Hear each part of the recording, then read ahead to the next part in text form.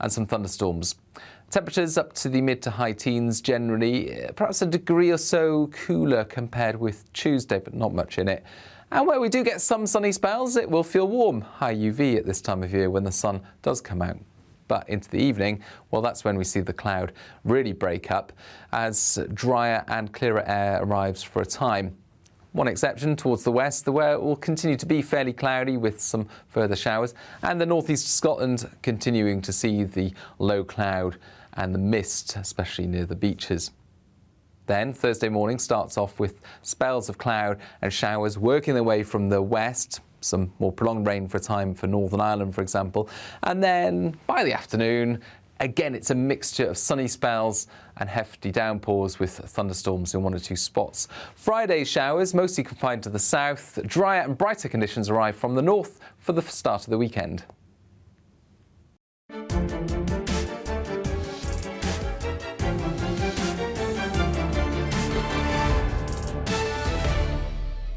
It's all about family, being in people's living rooms, all the interaction and getting to know who our viewers and listeners are. When I was young, my dad used to say, no, stop arguing. I wanted an outlet that would enable me to give my opinion. People are going through a really hard time right now, and I know that you don't feel like you're being listened to by the establishment. I came to GB News because it's the People's Channel, and I want the audience to have their say on the events of the day. We're dynamic. We do something different. Democracy shows that the wisdom of the nation is in its people. I get to travel to find out what the story is from a personal perspective. The British people aren't fools. We know when we're not being told the full story. We've got to work out how Britain moves forward from this. It's the best country in the world. The establishment had their chance. Now we're here to represent your views. Britain's watching. Britain's watching. Britain's watching. We're proud to be GB News. The People's Channel. Britain's news channel. So Jubes and Co, we tackle the issues of the day with real robust debate, both sides of the fence, battling it out with me in the middle with my forthright opinions and views. And often really interesting things happen because you start with a position and then by the end of the debate you find actually, well, I might not have thought about that one. What we need in this country is 2 new political parties. You should maybe think about doing a 2024 calendar. I'm Michelle Dewberry and I'm keeping you company right through until 7 o'clock this evening. GB News, the People's Channel, Britain's watching. Start the day with GB News. We catch up on all the big stories you didn't hear the night before. And take a look at what the world's talking about this morning. That's right, Monday to Thursdays from 6 o'clock. It's Breakfast with Eamon and Isabel. Straight after breakfast, join us, Bev Turner and Andrew Pearce. We're going to take you through till noon. We'll be tackling the big topics of the day, including the things that the other channels just won't talk about. If it's happening here. Wake up to mornings on GB News. The People's Channel. Britain's news channel. I'm Simon Evans. Join me on GB News for Headliners at 11 p.m. What's the scoop? I'll be joined by 2 of the country's top comedians. That's right. As we take a look at tomorrow's newspapers tonight. We're going to get into trouble. If it's a big story, we'll be covering it. Spill some tea on him. There we go. But we'll also have some fun. I wouldn't stick up a bank. My father didn't love me. So anyway. Headliners every night from 11 on GB News, the People's Channel, Britain's news channel. Saturday nights on GB News. From 6 p.m, I'll give you my unique take on the world today. Then at 7, it's me, Calvin Robinson, with my Common Sense Crusade. New to GB News is the Saturday 5. 5 times the opinion. Join us every Saturday from 8 p.m. as we debate the week's stories. With us 4, plus a special guest. And at 9, of course, it's Mark Dolan Tonight. Saturday nights on GB News, the People's Channel, Britain's news channel.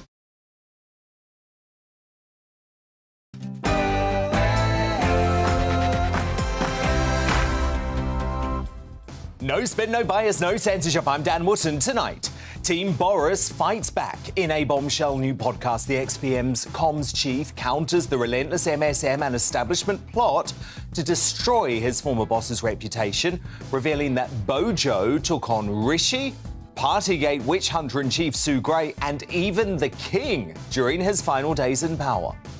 Charles had been critical of government policy on small boats. Most prime ministers would have let it drop. Not Boris. He squared up and confronted the man who's now king.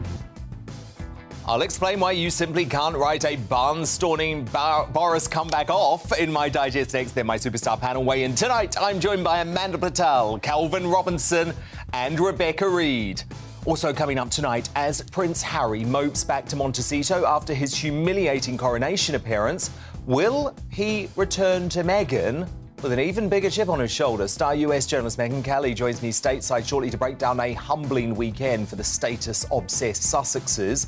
Then esteemed biographer Tom Bauer reveals why he thinks the vindictive couple will get even nastier after Harry was embarrassed with the world watching his uncancelled later in the show.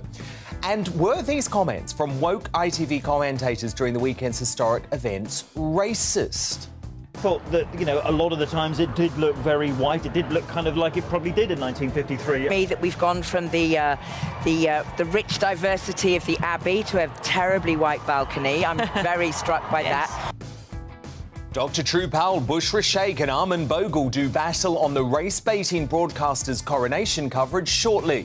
Also on the way, loose women legend Carol McGiffin breaks her silence live following bombshell reports that her COVID views were behind her axing from the show that she spent 2 decades starring on.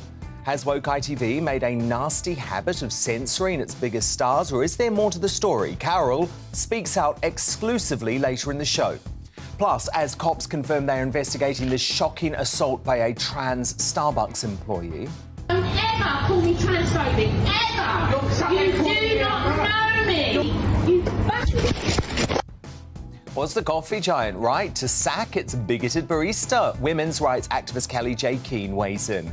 As ever, stay tuned because we're going to have tomorrow's newspaper front pages for you, hot off the press, including that breaking news on Donald Trump and a brand new Greatest Britain Union jackass will be crowned before the night is out. This is Dan Wootton Tonight. Let's go.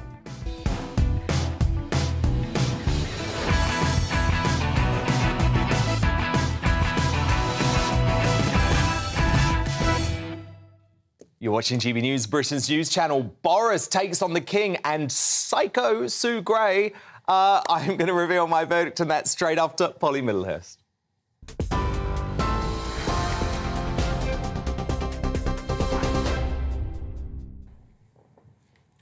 Good evening. Thank you very much, Dan. The top story this hour. A jury in New York has reached its verdict on the Donald Trump civil rape trial, concluding he did not rape magazine columnist E. Jean Carroll in the 1990s. However, it did find that he sexually abused and defamed her.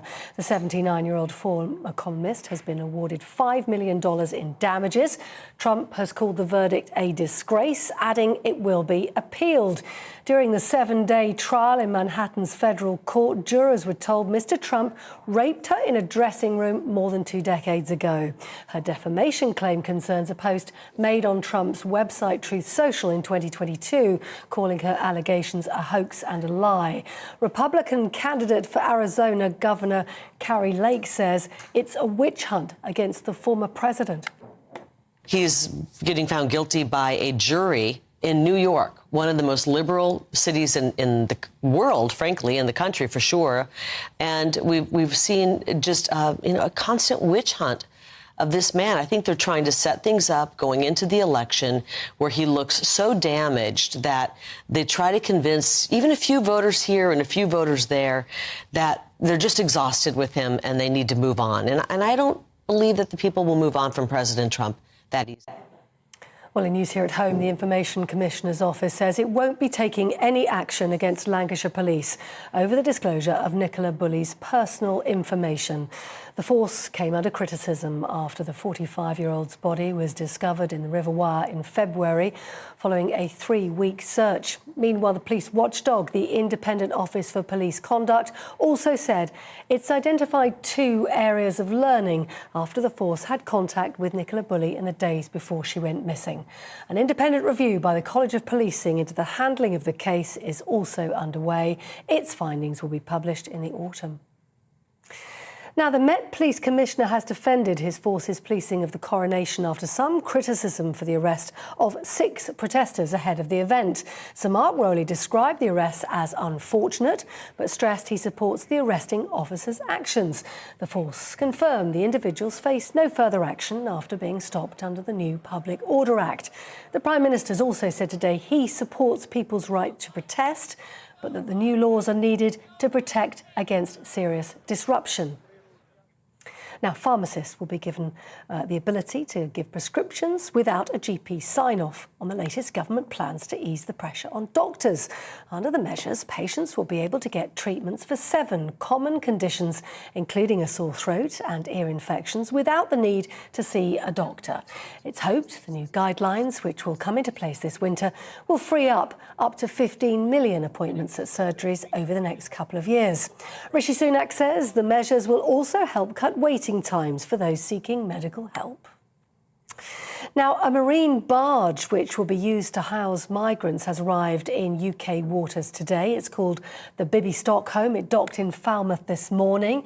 It's now sitting there waiting to be refurbished ahead of its use as a housing centre. The 3-storey barge will be used for at least 18 months and can hold up to 500 people as they wait for their asylum claims to be processed. It's all part of a government scheme to move asylum seekers away from costly hotel accommodation. Those are your latest news headlines. You're up to date on TV, online, DAB+ radio and on the TuneIn app. You're with GB News. This is Britain's news channel.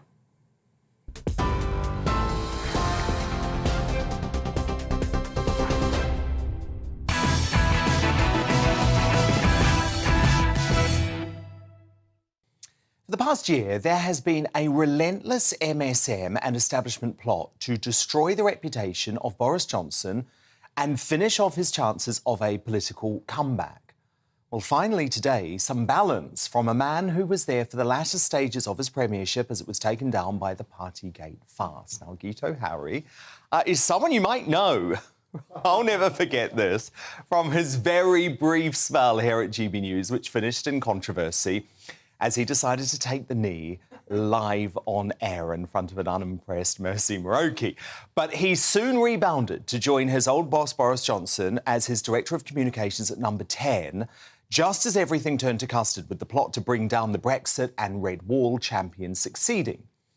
In a bombshell new Boris podcast, Guto is revealing the secrets of those final days as the political career of Boris, even now, hangs in the balance as he awaits a report from the Kangaroo Court, otherwise known as the Privileges Committee.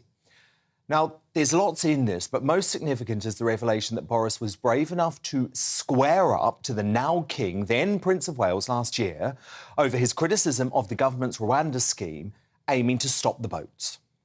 Boris and the man who was then Prince Charles had to share a platform at an international summit in Rwanda. And Prince Charles had been critical of government policy on small boats. Most prime ministers would have let it drop, not Boris. He squared up and confronted the man who's now king, challenging him. He also criticised the speech he was about to give on slavery, warning Prince Charles, I wouldn't do that if I was you, or before you know it, you'll have to sell the Duchy of Cornwall to pay reparations to those who built it. Guto also reveals Boris wisely advised the monarch to avoid opening the door to historic reparations for slavery, but was ignored by Charles, who went ahead with this address. I want to acknowledge that the roots of our contemporary association run deep into the most painful period of our history. I cannot describe the depths of my personal sorrow at the suffering of so many, as I continue to deepen my own understanding of slavery's enduring impact. So Boris was trying to protect Charles from himself, given there's now growing pressure for financial reparations from the royal family for something that took place hundreds of years ago that has already been apologised for. Perhaps the podcast explains, as a result of all of this, why Boris seemed to barely bow for the king at Saturday's coronation. I'm not sure if you've seen this footage, but it is quite telling. Now, while I support the reign of Charles III, Boris was absolutely right to try and strive for the British monarchy to stay politically neutral. That's the only way it will survive, and we need it to survive. But politically, there's much rewriting of history when it comes to the Boris regime, which was largely successful.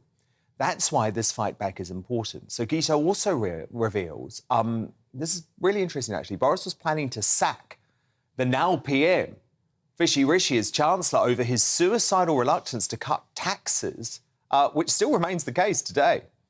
If things hadn't turned out as they did last July, I think over the summer we'd have had a reshuffle and Rishi would have been offered a different job, should we say. So Boris Johnson was limbering up to move the Chancellor out of position? Yes, but, the Chancellor beat him to it in a way and, brought the whole show down. And he says Boris referred to Sue Gray, whose entire investigation was clearly a stitch-up. Now she wants to become Keir Starmer's chief of staff.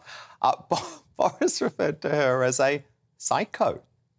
How did he, Boris, describe her to you? One word maybe that will be recurring in it, psycho, Sue Gray would be part of it.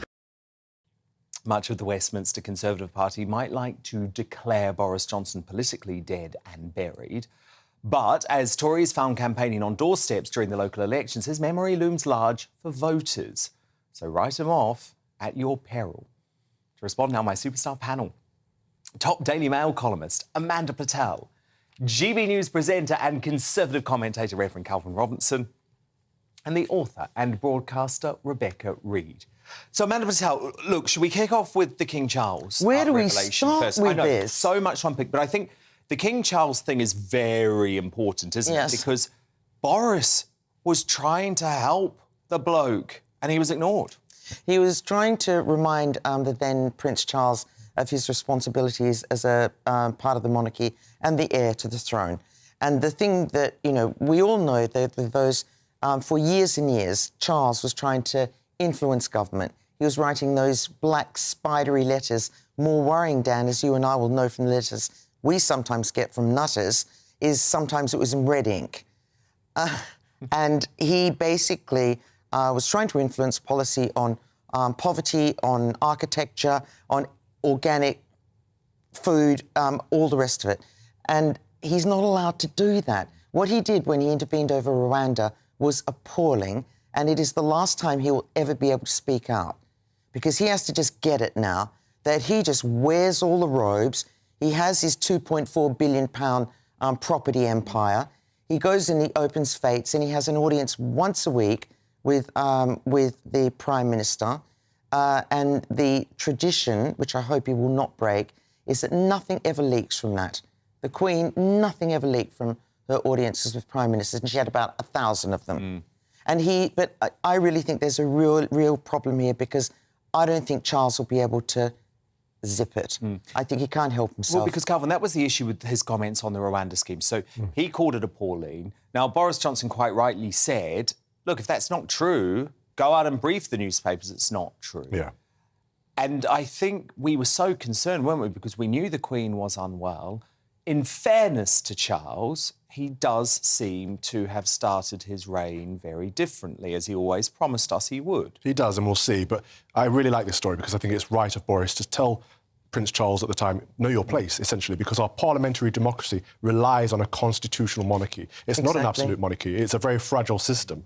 And it is checks and balances, and that falls apart if the prince doesn't know his place. So I'm proud of Boris for doing that. But you're also right to bring up this point that Boris Johnson is still incredibly popular. And we saw in the past week on doorsteps how many Conservatives have stopped voting for the party because of Rishi Sunak and the coup d'etat that took place. And actually, I think a return of Boris might be the only thing that could save them at this point. Rebecca Reid, you're very upset at the fact that Boris privately is said to have referred to Sue Gray, the Partygate witch hunter-in-chief who clearly wanted to destroy the bloke, as Psycho Sue. I mean, I don't like witch hunter either, because I think witch hunts are a very real thing that was an actual genocide of women.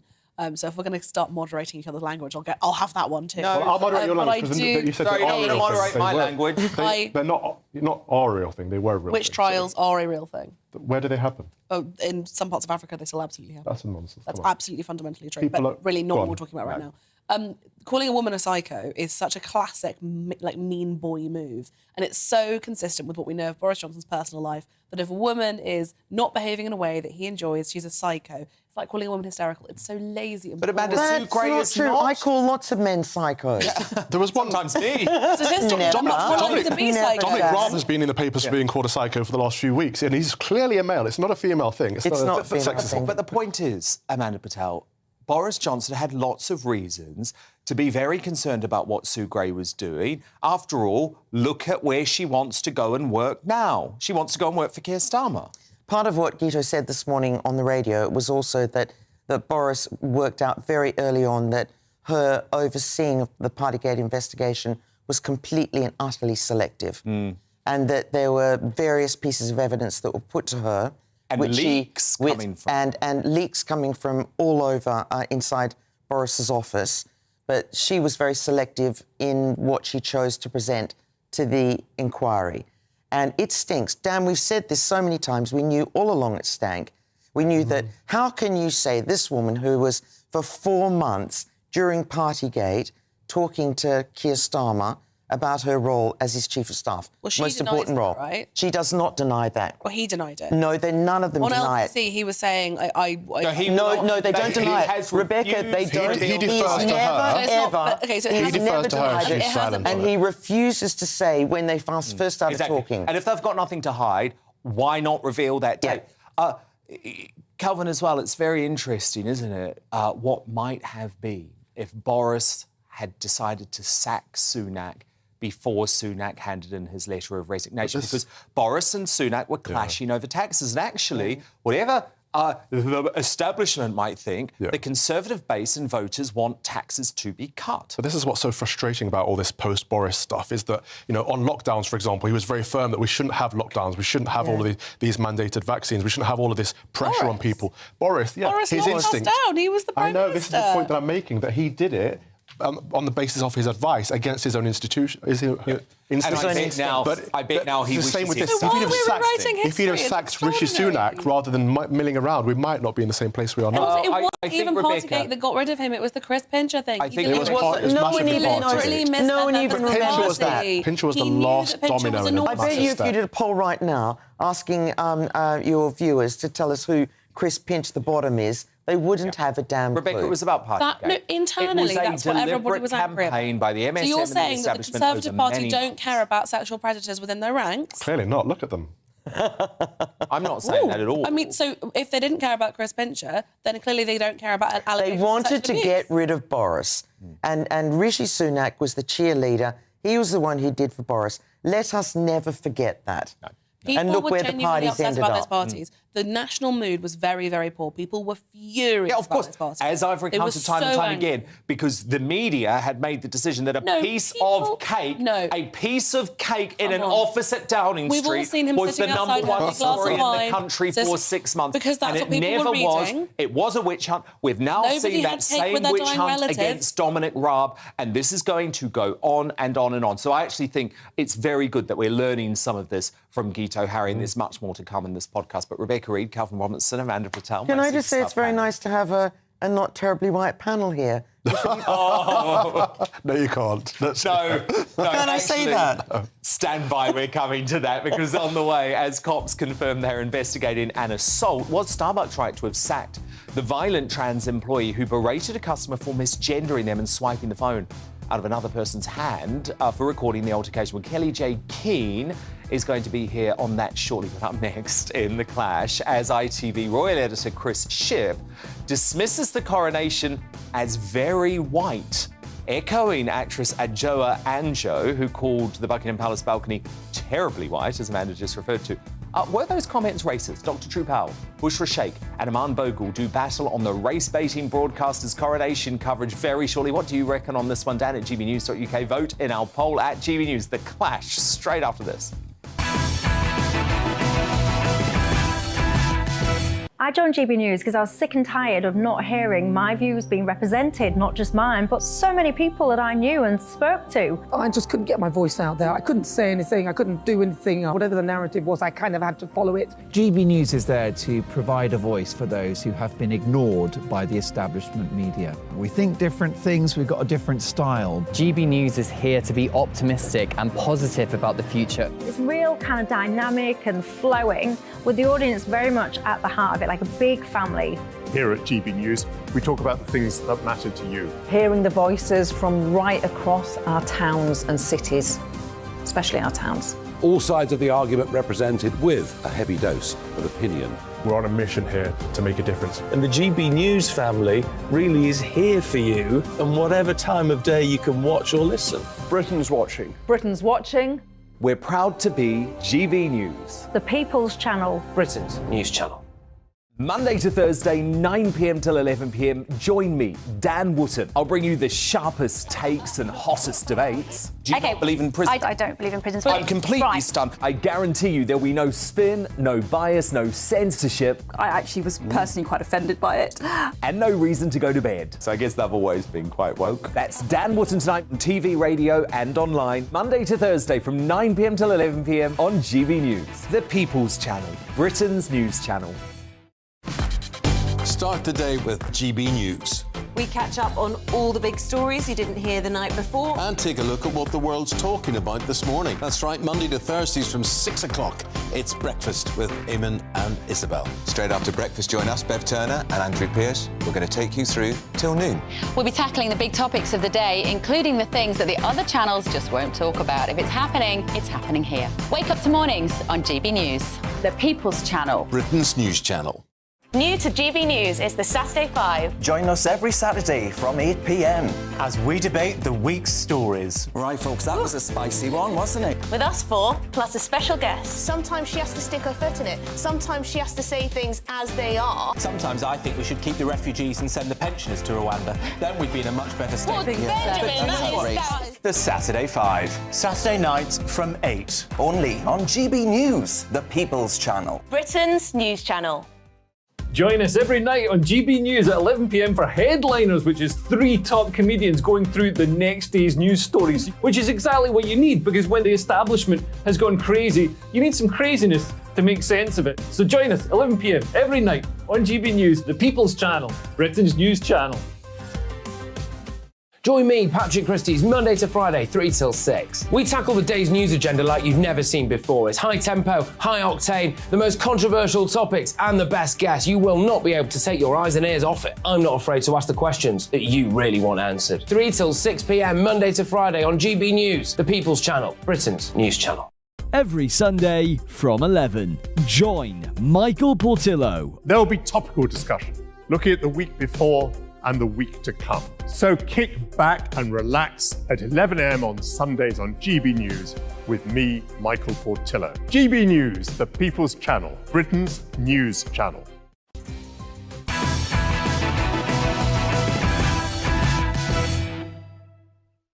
Kelly J. Keane and Megyn Kelly on the way, but now it's time for the clash. And the nation united this weekend for a spectacular coronation enjoyed by billions of people of all races across the globe. But unfortunately, woke race baiters at ITV seem determined to drag the British royal family into another manufactured race row. And after doing some digging, my team has uncovered more evidence of anti-white rhetoric in ITV's coronation coverage from none other than their royal editor, Chris Shipp. I've seen there have been all sorts of subtle changes, some subtle, some not so subtle, clearly, but that was one of them, wasn't it? The foreign royals attending a coronation. And the attempt to introduce some kind of diversity, I thought that, you know, a lot of the times it did look very white. It did look kind of like it probably did in 1953. The diversity was there. Perhaps that's something that they could have increased in some way. White family looking very white. How terrible. This came fresh off the back of Bridgerton actress Adjoa Andoh berating the terribly white. And if you thought ITV might be finished, think again. Just this morning, the undisputed queen of the race baiters, Dr. Scholler, continued the vile, unchallenged attacks on Good Morning Britain. Slimming down the monarchy as a sign of modernity is an insult to our intelligence, okay? Not only is this pale, stale, and predominantly male, right? It sends a powerful message of maintaining the hierarchical divide of class, race, wealth, and privilege. So what do you think? Were ITV commentators racist to brand the Coronation and Buckingham Palace as very white and terribly white? Dan at gbnews.uk, vote in our poll at GB News. Those results shortly. But to help you make up your mind, all sides of the argument now, from social commentator Bushra Sheikh, the entrepreneur Dr. True Powell, and the Conservative commentator Ammon Bogle. So, Ammon, this felt racist to me because no one would ever talk about the Thai royal family and say they're terribly Thai, or an African royal family and say they're terribly African. I mean, look, let's be honest, a very crass comment, clumsy at best, and a rotten display of racial bigotry at worst.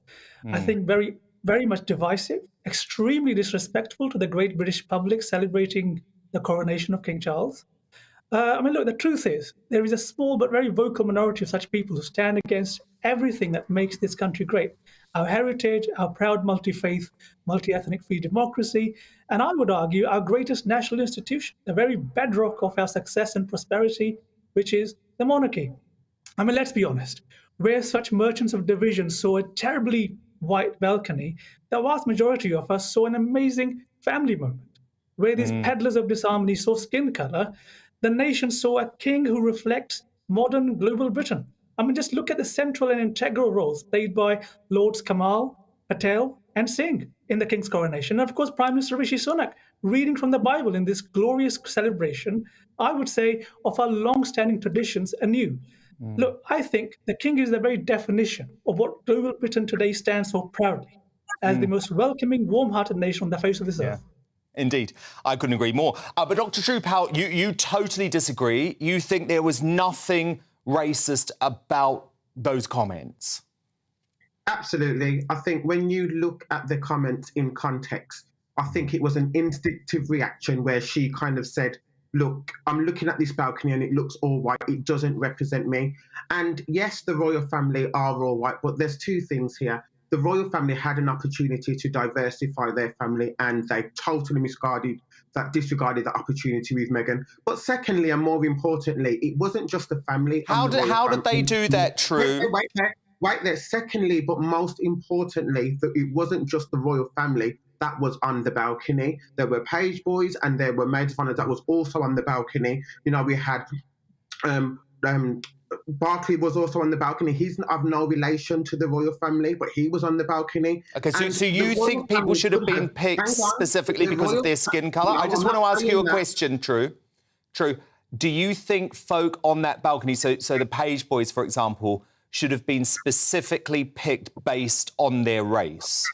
Absolutely not. What I think is that there was an opportunity where the royal family could have and the monarchy could have lent itself to some more diversity. And if that meant to go out and explore diversity so it represents different people, then they should have took the opportunity. It was a complete and utter missed opportunity. So when Adjoa made that comment, that is what she's referring to. Why have we missed an opportunity here where we could have... OK, but she didn't say that. She didn't say that. She said it was terribly white. And by the way, on the Meghan issue, she was the one that decided to go. She was the one that made false claims of racism. So I just want to point that out. But why did she go? There was an opportunity. She was in the royal family for a long time before she left. She went because she wanted to make the big bucks, the big moolah in Hollywood, and she didn't want to turn up at community centres in Nottingham and worked hard for the people of Britain. That's the reality. But look, True, we'll come back to you. I want to bring Bushra Sheikh in. Bushra, where do you stand on this? From her mouth. I can. Honestly, True, you've got to call it out for what it is. I'm the first person to talk about racism. I'm the first person to speak up about it, and we have to call it what it is. This idea that she was struck by whiteness is ludicrous. It's absolutely bizarre. Who is struck by any kind of colour? That means that you have covert racism inside your mind. I mean, if I was there, I would have looked up and gone, wow, we've got the king there, we've got the queen there, it's a magnificent family, we're at a coronation. Why? Well, the first thing I think about is terribly white. Not even wonderfully white, not even a wonderful family, terribly. It's such a bizarre thing. We have to call these things out, otherwise we will be called hypocrites. True, how do you respond to that? I completely agree, and I absolutely call out racism when I feel that there is racism. On this occasion, you've made she said she was struck by whiteness. She did not say she was struck by whiteness, number one. And number two, yes, she made... Say that. She said that on multiple times in the newspapers, that she was struck by the whiteness. So you tell me what that means. What she said in that context, she said that she felt that there was a rich diversity coming from the Abbey. You would presumably call me racist, True. Let me just make my point, True, and then you can respond. True, presumably you would say that I was racist if I referred to an African royal family as terribly black. What's the difference here? No, there is a main difference here, and the biggest difference here is that the royal family had an opportunity to diversify that balcony, and she didn't call the royal family terribly. Can I finish? Can I finish? She did not call the royal family terribly white. She called the balcony terribly white. Yeah, there wasn't which is the working members of the royal family. No, there wasn't. Like, as I said okay, earlier, let Aman come in because he's been waiting patiently. Aman, you come in now. I mean, look, I think as Busha said, the first thing that came to her mind was, oh, look how terribly white. I mean, what about the magnificent moment of family? The fact that King Charles represents all of us. And let's be honest. Yeah, but on the balcony it was. The royal family had put up some, diversified, as in your words, True, the other people on the balcony. People like you would be the first to say, oh, look, they're just tokens. That's what people exactly, like you and say. surely we don't want that. We want people to be there genuinely. Look, fascinating debate. Exactly. Thank you so much. We'll have you all back. Aman Bogle, Bushra Sheikh and Dr. True Powell. But who do you agree with? As new footage emerges of the ITV royal editor Chris Shipp dismissing the coronation as very right. Was it racist for actress Adjoa Andoh to call the Buckingham Palace balcony terribly white? From Cerner on Twitter. I believe it was blatantly racist and should have been challenged immediately. If this comment was made about any other ethnicity, then it would have been handled in a very different way. From Kit, disgusting language in this day and age when equality is supposed to be valued.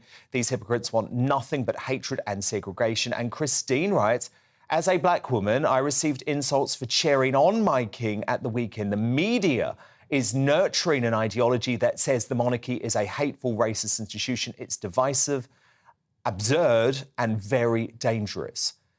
And your verdict is now in. 89% of you agree that it was racist for Adjoa Andoh to call the Buckingham Palace balcony scene terribly white. 11% of you say it wasn't. Coming up, as it's reported, Prince Harry did make a post-coronation visit to Buckingham Palace, but did not join his family or even speak to them. Does this prove that his refusal to attend was not due to logistics, but rather an insolent snub? US media superstar Megyn Kelly joins me soon. She's also going to react to this bombshell news out of the States about Donald Trump tonight. But next, was Starbucks right to sack a violent trans employee who berated a customer for supposedly misgendering them before assaulting someone recording the attack? Kelly J. Keane is live next. Monday to Thursday nights on GB News. At 6, it's Dubes & Co.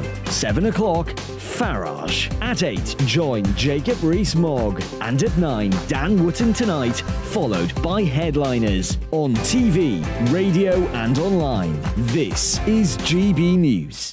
It's all about family, being in people's living rooms, all the interaction and getting to know who our viewers and listeners are. When I was young, my dad used to say, Nana, stop arguing. I wanted an outlet that would enable me to give my opinion. People are going through a really hard time right now, and I know that you don't feel like you're being listened to by the establishment. I came to GB News because it's the People's Channel, and I want the audience to have their say on the events of the day. We're dynamic. We do something different. Democracy shows that the wisdom of the nation is in its people. I get to travel to find out what the story is from a personal perspective. The British people aren't fools. We know when we're not being told the full story. We've got to work out how Britain moves forward from this. It's the best country in the world. The establishment had their chance. Now we're here to represent your views. Britain's watching. Britain's watching. Britain's watching. We're proud to be GB News, the People's Channel, Britain's news channel. Westminster is going around in ever-decreasing circles, followed by the media. Britain is broken. How on earth did we get into this mess? But more importantly, how do we get out of it? Join me at 7 p.m, Mondays to Thursdays on Farage, here on GB News. We will have open, rational debate. We've got to work out how Britain moves forward from this. Join us here on GB News, the People's Channel. Britain is watching.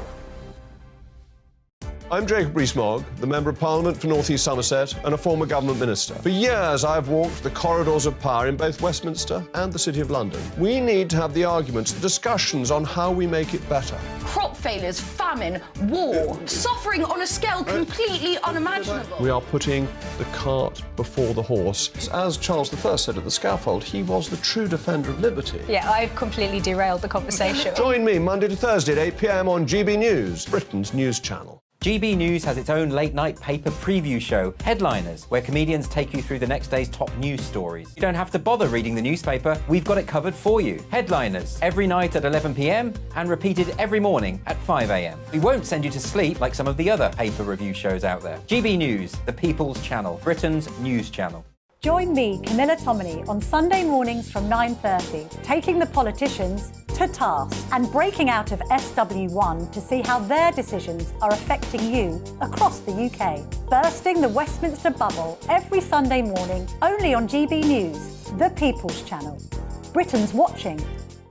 You've probably seen politicians interviewed 1,000 times, but we do it differently. We find out who they really are, we don't shout, we chat, and hopefully we bring a bit of light, not just heat. Did you know Kate Moss? Apparently. Do you have a pair of jeans or a pair of jeans? No, of course I don't. What would I do with them? My friends are like, oh my God, what's she doing now? Join me every Sunday at 6 for Gloria Meets, only on GB News, the People's Channel, Britain's news channel.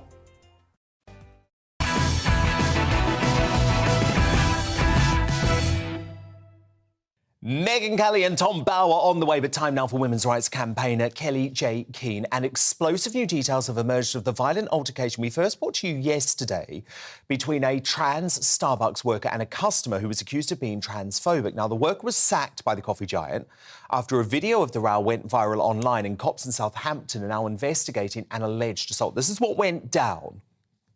You didn't stop being transphobic. You're rude.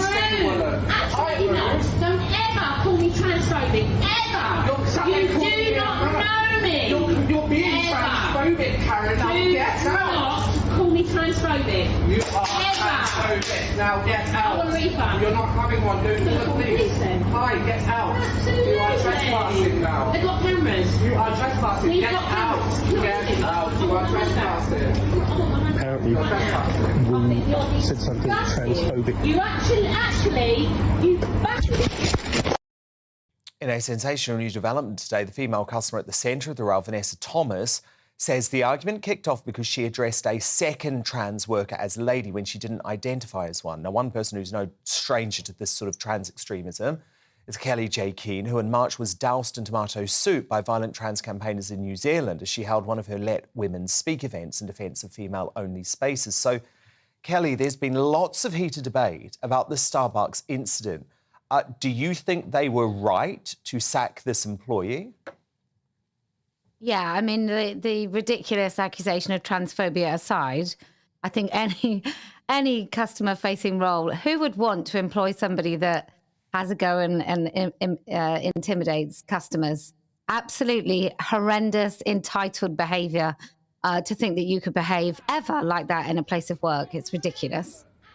And I guess one of the issues is that this sort of incident is making ordinary folk so concerned to just address people normally, isn't it? Because, I mean, presumably what happened here is the bloke looked like a bloke, and so the customer wasn't trying to purposely be offensive or anything, just referred to him as a bloke. I think she actually referred to the woman behind the counter as lady. She said something like, oh, that lady said, and then he took offence, and then I think she did the double whammy of calling a man. So I think she hit the jackpot, really.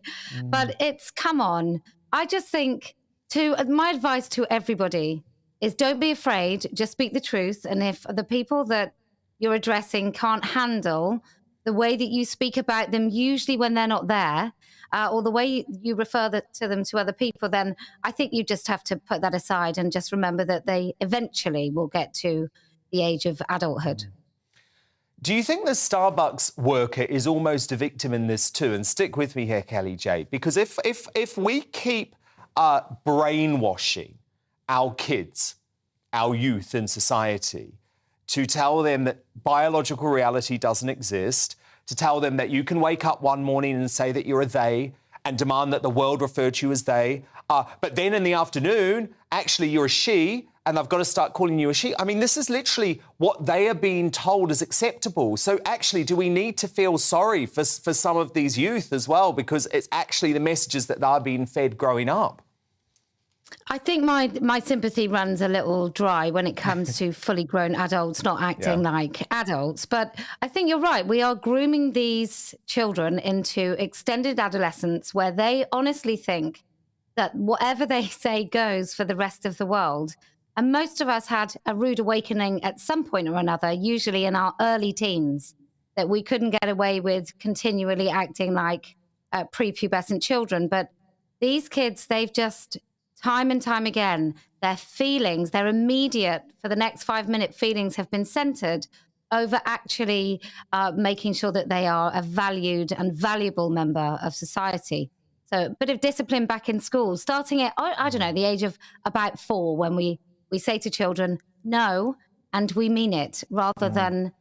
I mean, my kids went to a school where, honestly, they did not say the word no. They had traffic lights, or they had red cards or yellow cards. And actually sit down, be quiet and listen, I think is a good start. Isn't this also, Kelly J, a reason why including pronouns in emails, and by the way, lots of students and lots of employees are told that they should do this. Isn't it why it's so dangerous?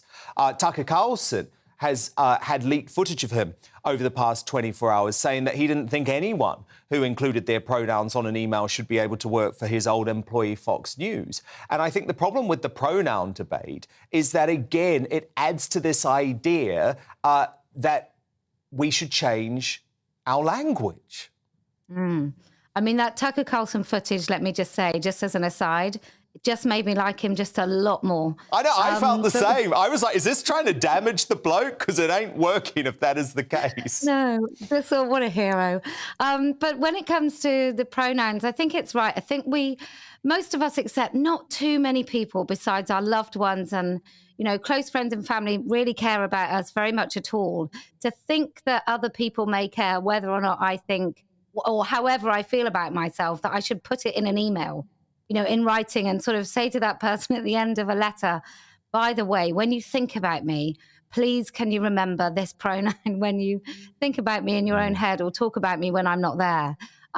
It's just, it's really quite preposterous. I mean, there was a picture the other day, I don't know if it made the news, it certainly made Twitter, of Eddie Izzard entering a women's I saw toilet. I saw that, yeah. Entitlement is just everywhere in this particular movement. And I think we all have to stand up like grown-ups and say, no, no more, that's enough. Well, thank you to Standing for Women founder, Kelly J. Keane. We'll speak soon. But coming up, as it's revealed, Coronation cops detained women's night safety teams and confiscated rape alarms while arresting Republican activists and swiping hundreds of these Not My King banners. Did the Met get it right this weekend, or was it authoritarian overreach? My Superstar panel returned to debate that.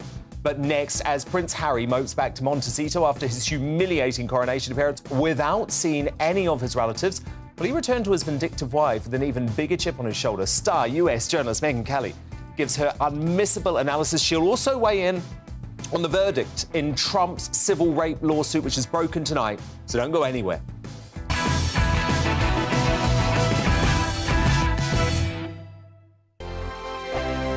Monday to Thursday nights on GB News. At 6, it's Dubes & Co. 7 o'clock, Farage. At 8, join Jacob Rees-Mogg. And at 9, Dan Wootton Tonight, followed by Headliners. On TV, radio and online. This is GB News. First and foremost, I am a GB News fan, and I was before I was working here. Just love the fact that we're asking the questions that a lot of establishment media won't ask. With a bit of a twist, we not only want to inform you, but we want to keep you entertained. It's worth the drive because you get in and the team's all ready and waiting, they're itching to go, and it's a proper little family. GB News is the People's Channel. It's the audience that makes the programme sing. We're giving our viewers and our listeners a voice. I see the thousands of your letters, tweets, emails, you name it, coming in. Britain is broken. How on earth did we get into this mess? But more importantly, how do we get out of it? The establishment had their chance. Now we're here to represent you. It's time for something different. It's time for GB News. I'm very patriotic. I believe in Britain. Our best days lie ahead. Britain's watching. Britain's watching. Join us here on GB News. The People's Channel. Britain's news channel. Join me, Patrick Christie's Monday to Friday, 3 till 6. We tackle the day's news agenda like you've never seen before. It's high tempo, high octane, the most controversial topics, and the best guests. You will not be able to take your eyes and ears off it. I'm not afraid to ask the questions that you really want answered. 3 till 6 p.m, Monday to Friday on GB News, the People's Channel, Britain's news channel. GB News has its own late-night paper preview show, Headliners, where comedians take you through the next day's top news stories. You don't have to bother reading the newspaper, we've got it covered for you. Headliners, every night at 11 p.m, and repeated every morning at 5 a.m. We won't send you to sleep like some of the other paper review shows out there. GB News, the People's Channel, Britain's news channel. Join me, Camilla Tominey, on Sunday mornings from 9:30, taking the politicians to task and breaking out of SW1 to see how their decisions are affecting you across the UK. Bursting the Westminster bubble every Sunday morning, only on GB News, the People's Channel. Britain's watching. Hello, I'm Calvin Robinson. Do not miss my Common Sense Crusade Saturdays at 7 p.m. Join me for some in-depth discussions on faith. Is that not the start of the slippery slope? It's very much so. And the big moral questions of the day. I'm baffled. You've got some nerve. Only on GB News, the People's Channel, Britain's news channel. I'm Andrew Doyle. Join me at 7 o'clock every Sunday night for Free Speech Nation, the show where I tackle the week's biggest stories in politics and current affairs with the help of my 2 comedian panellists and a variety of special guests. Free Speech Nation, Sunday nights from 7 on GB News, the People's Channel, Britain's news channel.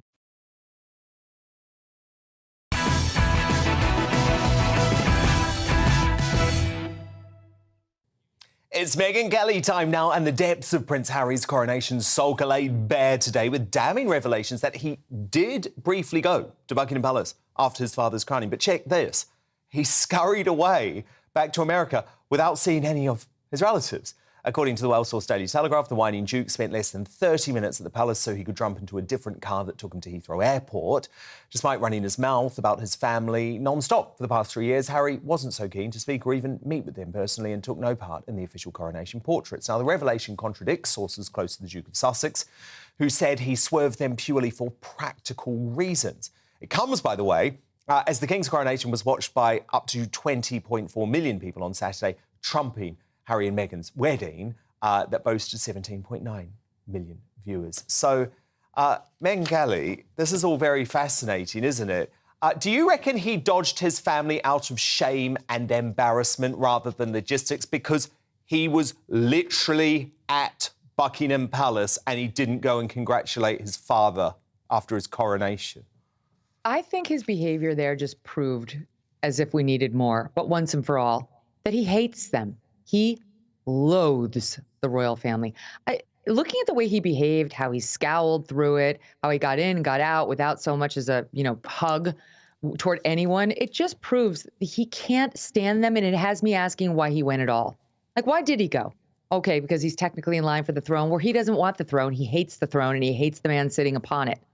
And his father has shown him nothing but grace in the wake of Spare, in the wake of the attacks on the British people. He's bent over backwards, including Archie and the toast and so on. None of it can appease this whiny, nasty man. So I really hope this is the last time that he goes over there and that he goes to Buckingham Palace and that he stays home with his preening wife in Montecito while she orchestrates her fake, paparazzi, here on my walk while I happen to have my little scarf on while walking the dog. moments, which none of us buys. They should stay there. They should stay with the paparazzi in Montecito, and he should stay as far away from the royal family as he can get. Do you know what I found extraordinary? One of the newspapers over here got their top lip reader in. And even when he was sitting in the pews of Westminster Abbey, knowing that every camera in that place was watching him, he still couldn't help, in this moment, Meghan, moan to Jack Brooksbank, who's the husband of one of the York girls, about how terribly he's being treated by his own family. He never stops moaning. This should be a comfort to people who are angry with him. And I realize that's the majority of your country and mine.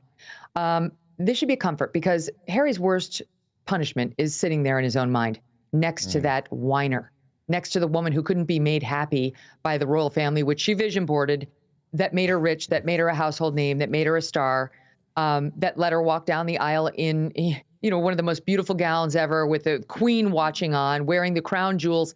None of it could please her, and none of it could please him. So this should make you happy because these two are now saddled with each other. And what's left now? Season 2 of her hit podcast. Stop. No. No one wants that. And no one's listening to that, by the way. It's fun for you and me, but no one else. I think that's the worst 20 million Spotify ever spent. Meghan, I had to get you to react to this beautiful moment of Princess Anne and the hat with the red feather. That wasn't a coincidence, was it? Princess Anne is kind of a badass. She was like, Princess Anne, you have one mission. She was like, nailed it. You literally can't see him. It was brilliant. You can't tell me it wasn't intentional, right? They're too smart. And everything, everything is choreographed down to the last moment, the last medal. So there's no way this was an accident. I enjoyed that. Now, look, I know you love little Prince Louis, as we all do, but can you believe that Harry and Meghan have sent their awful little mouthpiece, this odd little bloke, Omid Scobie, out today to actually blame the children, blame the Wales' children as the reason why the family was slightly late to the coronation. So it feels like they're prepared to stoop very low in their war against the Wales. And as if Omid Scobie is really getting scoops about the royal family from anyone connected to the royal family, I'm sure they all hate him. They recognize he's on Team Sussex. Like, I probably have more sources in the royal family than Omid Scobie has, and I have none. Absolutely. I have you. The only person I trust for news about the royals. So, yeah, it's a lie, and it comes from her and from Harry, who are insanely jealous. And you know what they're going to be calling, Prince William's and Princess Kate's children one day? King.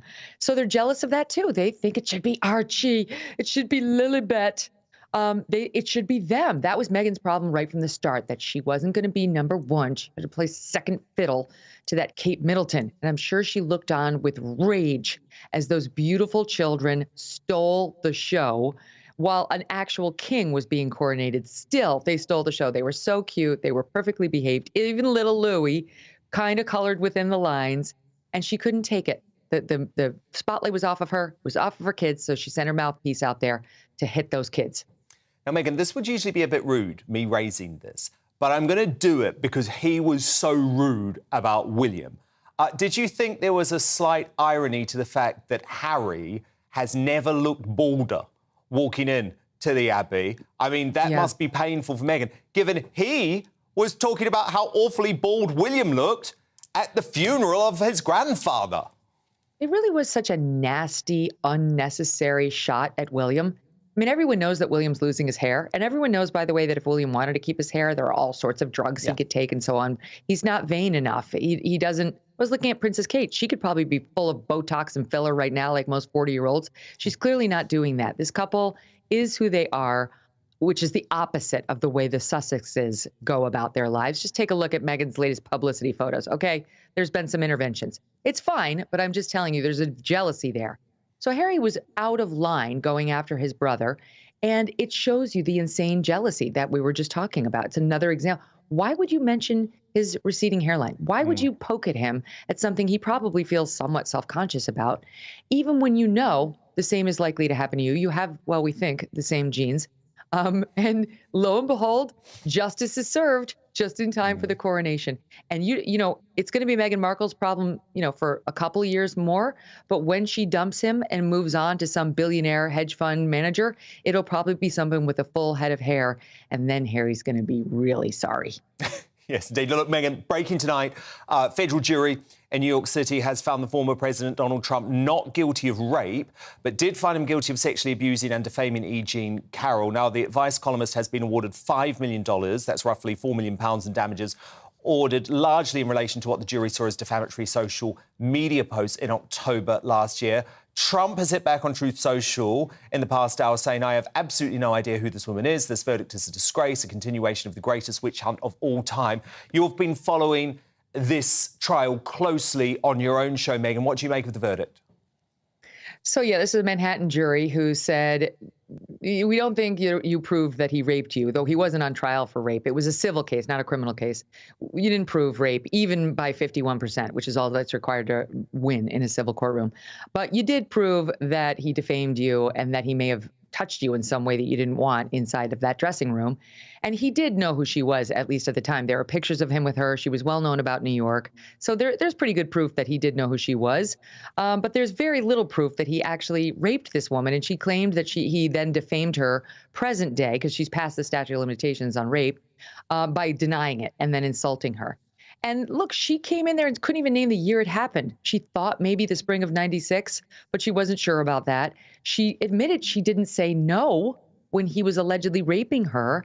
And I have to say, Dan, even in this era of Me Too, the man is required to at least be given notice that there's no consent, right? She even after the fact was sort of telling her friends, I'm not sure exactly what was that. And the friend was saying, E. Jean, you were raped. That's what this all was about. She also claimed it happened by another media executive, Les Moonves, who she really didn't sue for anything. You know, Donald Trump was the political figure and he took the brunt. And a Manhattan jury has said you'll be punished to some extent. Fascinating analysis. You can get much more of that on the Megyn Kelly Show. You've got to subscribe on YouTube, especially because it was my great honour to be on the show with Megyn yesterday. So after you've watched this show, thank you, Megyn. You can go and find that on YouTube. And we'll speak next week. Okay. But coming up, Loose Women legend Carol McGiffin breaks her silence after she was axed by Woke ITV following 2 decades on the infamous panel show. She reveals all in a big exclusive interview soon. But next, were Coronation coppers too heavy-handed with Republican protesters at the weekend, or did they get the policing just right? My superstar panel will return to debate that in my Media Buzz next. Plus, we're going to have a first look at tomorrow's newspaper front pages, hot off the press. Don't go anywhere, because we're back in just 2 minutes' time.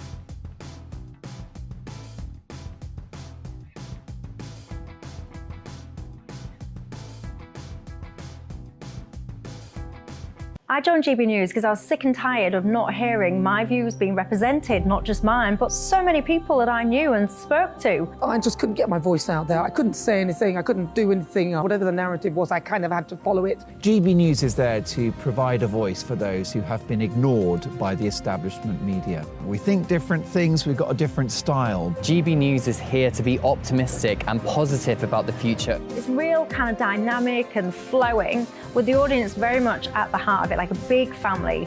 Here at GB News, we talk about the things that matter to you. Hearing the voices from right across our towns and cities, especially our towns. All sides of the argument represented with a heavy dose of opinion.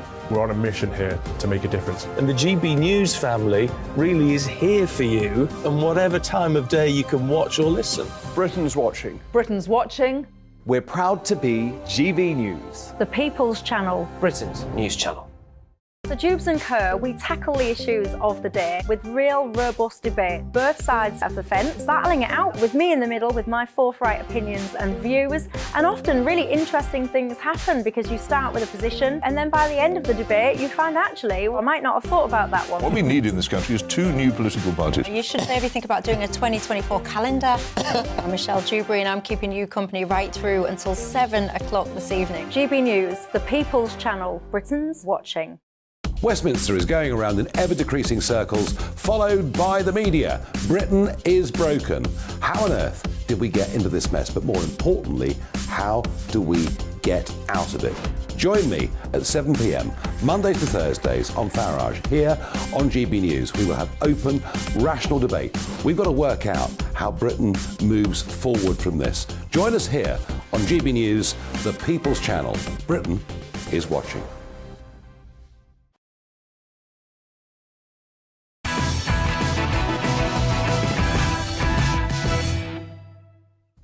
It's 10 p.m. I'm Dan Wootton. Tonight, as the Met Chief Sir Mark Rowley comes out in defence of his under-fire forces, we're going to be looking at whether the police were justified in their heavy-handed protection of the King's coronation, given fears they could have purposefully scared the horses, or is this just a chilling attack on free speech in Britain? That's a big debate with my superstar panel tonight. I'm going to be joined by, can't wait for this, Amanda Patel, Calvin Robinson and Rebecca Reid. Plus, after his humiliating appearance at the Abbey, is Prince Harry heading back to Montecito with an even bigger chip on his shoulder? Meghan Markle biographer Tom Bauer joins me live in the studio as he reveals that with the Sussexes wounded, the couple's vendetta is about to get even nastier. Also on the way tonight, after 2 decades on the show, it's been reported that Loose Women legend Carol McGiffin has been axed because of her views on COVID. So has woke ITV made a nasty habit of censoring its biggest stars? In an exclusive interview, McGiff joins me live in the studio to tell all about her treatment from the broadcaster. And breaking tonight, Sir Keir Starmer has refused to rule out a coalition with the Lib Dem Ramonas, not once, not twice, but 7 times. You sat next to Ed Davey at the Coronation on Saturday. Is it a man you can do business with? Well, look, I'm going for an outright majority. Are you prepared to come to some sort of arrangement? The answer is I'm pressing on for a Labour majority at the general election. I know, but... So as slippery Starmer all but confirms a coalition of chaos, is Brexit back on the line, and could the SNP have a role in this government from hell? We tackle all of that in the media buzz. Meanwhile, Humza Useless is back talking about the finances, but not these ones. I think most people watching, whether they're Republicans or whether they're monarchists, would want the cost kept to a minimum for precisely the reasons you're saying. Stay tuned to see Scotland's First Minister slamming the coronation at a volunteering event for the coronation. There'll also be a new Greatest Britain and Union jackass before the night is out. First front pages in very shortly too, right after the news headlines with Polly Middlehurst.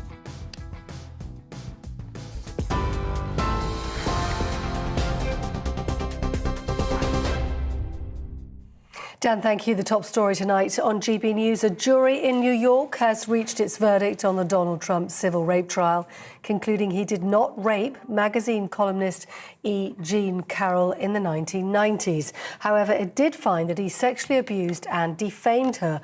The 79-year-old former columnist has been awarded $5 million in damages. Trump has called the verdict a disgrace, adding it will be appealed.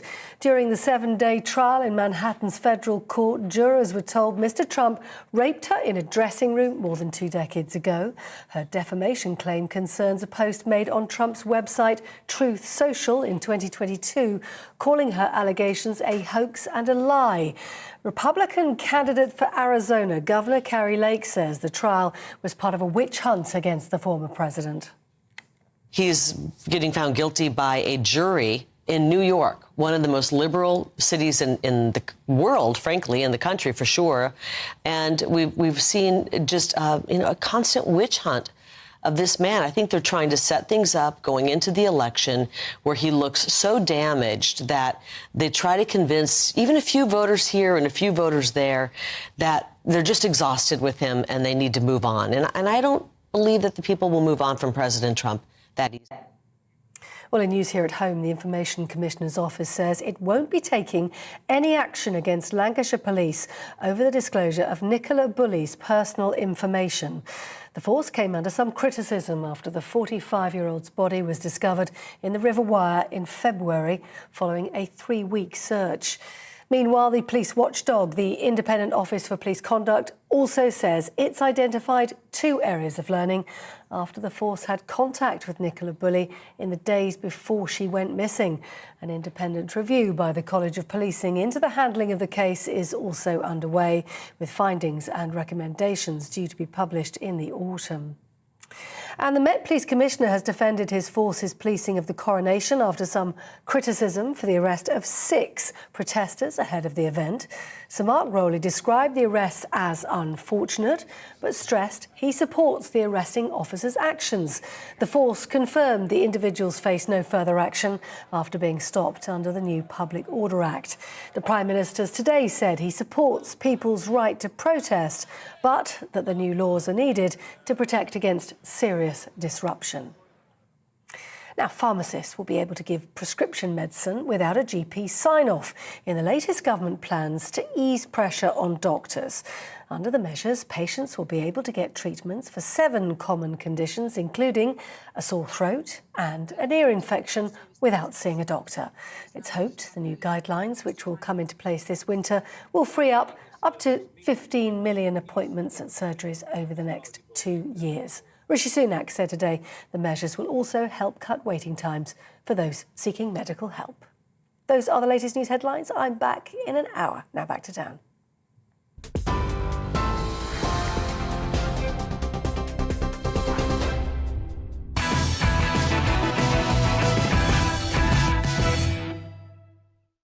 Tomorrow's news tonight now in our Media Buzz. And just one front page in so far, straight to it, the Metro, leading with the news that Donald Trump has been found guilty of sexual abuse and defamation, but not guilty of rape, with £4 million worth of damages awarded to the complainant in a New York civil case. My superstar panel are back with me now. Top Daily Mail columnist Amanda Patel, the Conservative commentator, the Reverend Calvin Robinson, and the author and broadcaster Rebecca Reid. Now, breaking tonight, Met Police boss Sir Mark Rowley has said officers targeted a criminal network during the King's coronation, including a plot involving fake stewards throwing bottles of paint at the procession. Now, Rowley claimed cops received intelligence that protesters also planned to use rape alarms to spook horses and ambitions to extensively vandalise monuments in London. In the House of Commons earlier today, Police Minister Chris Philp MP praised the policing operation. Look. Police suddenly descended on us when we were unloading our placards. Very heavy-handed, large numbers of police. They arrested us and detained us for 16 hours. We no longer have a right to protest. We just have the freedom to protest contingent on permission from the state. No, that's actually Graham Smith, who was one of the 6 people arrested from the anti-monarchy group Republic, but were released without charge after a gruelling 16 hours.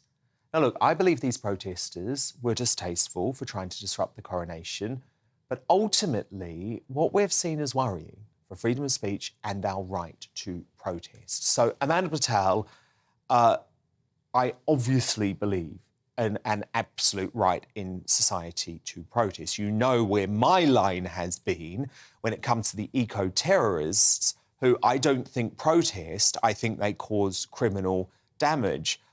Where do you fall on this one, and do you think there was any evidence of overreach from the Met here? I want to give 3 cheers to the Met chief, Sir Mark Rowley.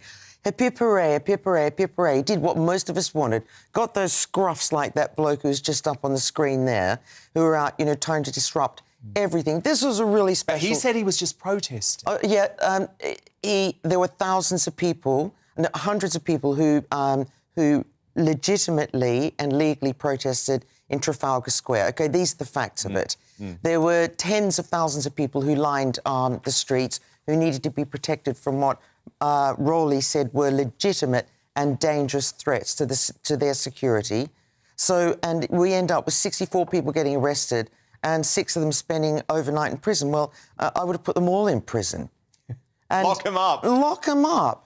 And, you know, you just get so sick to death of these people. They said the police were looking out specifically for people who had cufflinks, handcuffs and things so that they could attach them to lock on. That was the big question. But Graham Smith, who we just saw, and he's the head of Republic, he absolutely categorically denies that his group... Yeah, well, they're all categorically... in the end of the day, you trust your instincts. It was a fantastic day. There were serious threats. It's the biggest police operation that we've ever conducted.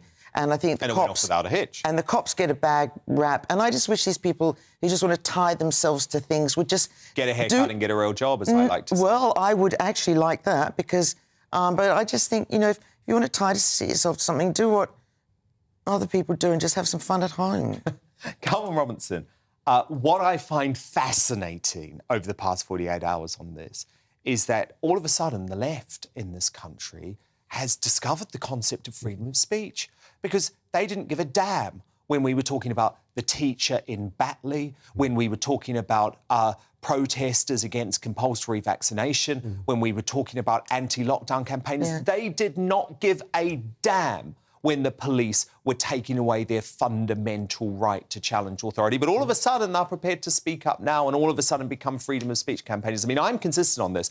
I think you can protest but not cause criminal damage. Yeah. But it is ironic, isn't it, seeing how folk on the left are all of a sudden turning into freedom of speech campaigners overnight. It's a very good point. They only care about free speech when it's their free speech that is being threatened, which is why I'm standing up for these Republic guys. I'm a staunch monarchist, absolutely bleed royalty. However, these guys should be allowed to protest because they don't believe in it and they want to make a sign, they want to let us know that they don't believe in it. They're small fry, there's only 4,000 of them. They're not a big campaign group. They're on every single news channel at the moment as if they're a big lobbyist group, but they're a small organisation of protesters. This has given them the best publicity. Exactly, let them protest. And they were allowed to do it. Is the two-tier policing. The problem is that Just Stop Oil aren't protesting, they're disrupting and nothing happens. Well, it's criminal damage, it's eco-terrorism. And where it goes even further, where I'm really concerned is that this new legislation that got pushed through didn't get pushed through to stop people like this. It didn't get pushed through to stop Just Stop Oil. It got pushed through to stop anti-lockdown protesters, if you remember. That's when the government really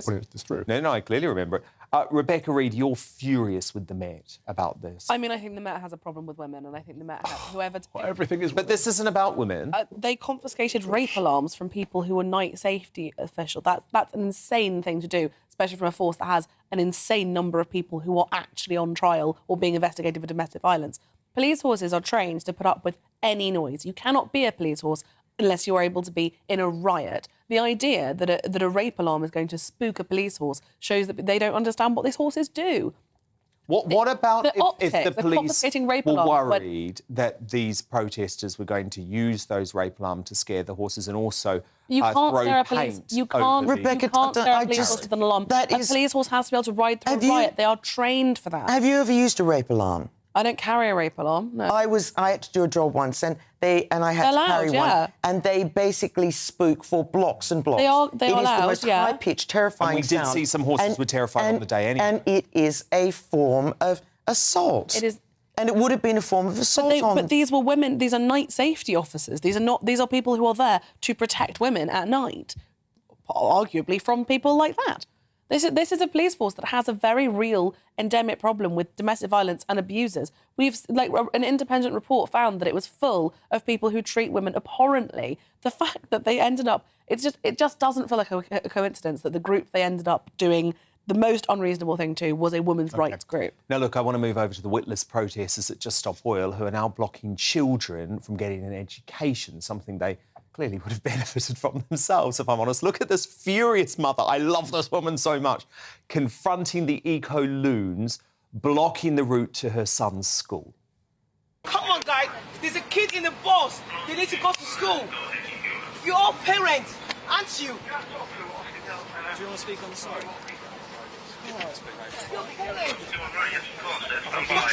Look, there's a kid in there. My son's gonna look up, he's missing it. But think of all the dolphins that are dying. Hey, forget about dolphins. Think about animals.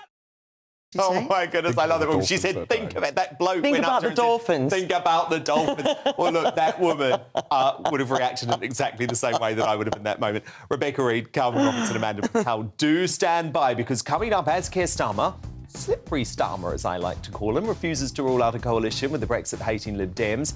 Is there anything the Labour leader won't do to get into power? I think I know the answer to that one. My superstar panel return to thrash it out, and we'll have the rest of tomorrow's newspaper front pages too. But next, after being a fan favourite for 2 decades on Loose Women, was Carol McGiffin suddenly axed from the show simply because of her views on COVID? Well, McGiff herself joins me live in the studio for an exclusive interview to break her silence on woke ITV and to reveal if she was censored by the broadcaster. Carol McGiffin, live shortly.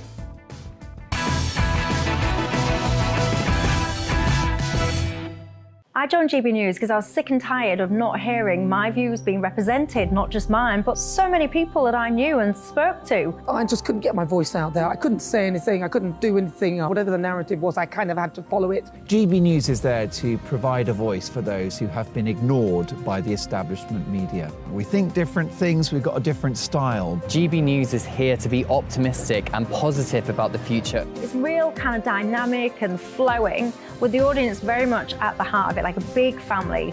Here at GB News, we talk about the things that matter to you. Hearing the voices from right across our towns and cities, especially our towns. All sides of the argument represented with a heavy dose of opinion. We're on a mission here to make a difference. And the GB News family really is here for you, and whatever time of day you can watch or listen. Britain's watching. Britain's watching. We're proud to be GB News, The People's Channel. Britain's news channel. Monday to Thursday, 9 p.m. till 11 p.m. Join me, Dan Wootton. I'll bring you the sharpest takes and hottest debates. Do you not believe in prison? I don't believe in prison. I'm completely stunned. I guarantee you there'll be no spin, no bias, no censorship. I actually was personally quite offended by it. And no reason to go to bed. So I guess they've always been quite woke. That's Dan Wootton tonight on TV, radio and online. Monday to Thursday from 9 p.m. till 11 p.m. on GB News. The People's Channel, Britain's news channel. Start the day with GB News. We catch up on all the big stories you didn't hear the night before. And take a look at what the world's talking about this morning. That's right, Monday to Thursdays from 6 o'clock. It's Breakfast with Eamon and Isabel. Straight after breakfast, join us, Bev Turner and Andrew Pearce. We're going to take you through till noon. We'll be tackling the big topics of the day, including the things that the other channels just won't talk about. If it's happening here. Wake up to mornings on GB News, the People's Channel. Britain's news channel. New to GB News is the Saturday 5. Join us every Saturday from 8 p.m. as we debate the week's stories. Right, folks, that was a spicy one, wasn't it? With us 4, plus a special guest. Sometimes she has to stick her foot in it. Sometimes she has to say things as they are. Sometimes I think we should keep the refugees and send the pensioners to Rwanda. Then we'd be in a much better state. Well, Benjamin, that is... The Saturday 5. Saturday nights from 8. Only on GB News, the People's Channel. Britain's news channel. Join us every night on GB News at 11 p.m. for Headliners, which is 3 top comedians going through the next day's news stories, which is exactly what you need, because when the establishment has gone crazy, you need some craziness to make sense of it. So join us 11 p.m. every night on GB News, the People's Channel, Britain's news channel. Join me, Patrick Christie's, Monday to Friday, 3 till 6. We tackle the day's news agenda like you've never seen before. It's high tempo, high octane, the most controversial topics, and the best guests. You will not be able to take your eyes and ears off it. I'm not afraid to ask the questions that you really want answered. 3 till 6 p.m, Monday to Friday on GB News, the People's Channel, Britain's news channel. Every Sunday from 11, join Michael Portillo. There will be topical discussion, looking at the week before and the week to come. So kick back and relax at 11 a.m. on Sundays on GB News with me, Michael Portillo. GB News, the People's Channel, Britain's news channel.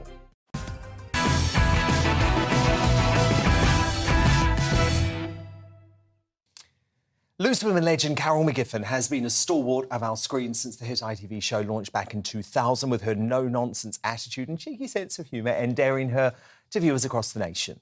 But millions of viewers' hearts have now been broken as Carol's 2-decade stint on the show comes to an abrupt end, with the Mail on Sunday reporting that she had been forced to quit in a free speech row over her so-called controversial views on COVID, lazily branded as conspiracy theories, which, by the way, she's been allowed to freely express here on this show since our launch. When we contacted ITV today, a spokesperson said any theories around COVID discussed by Carol on a platform outside of ITV would be her personal opinions, have not been broadcast as part of Loose Women, and do not represent the views of ITV. Here at ITV, we encourage free speech, but equally are fully committed to responsible broadcasting and adhering to the Ofcom code. ITV will not comment on speculation around individual contracts. We understand that Carol has decided to leave Loose Women, and we wish her well in any future projects. But to respond now to this growing storm around her departure from ITV, Carol McGiffin joins me live in the studio. So, Carol, look, there's lots to unpack here. Obviously, it's strange to me because a number of people who seem to buck the woke agenda, be it Jeremy Clarkson, Jeremy Kyle, Piers Morgan, and now you, all happen to leave ITV after having expressed what they view as controversial views. So do you really think that ITV is a place where free speech thrives? Because I don't.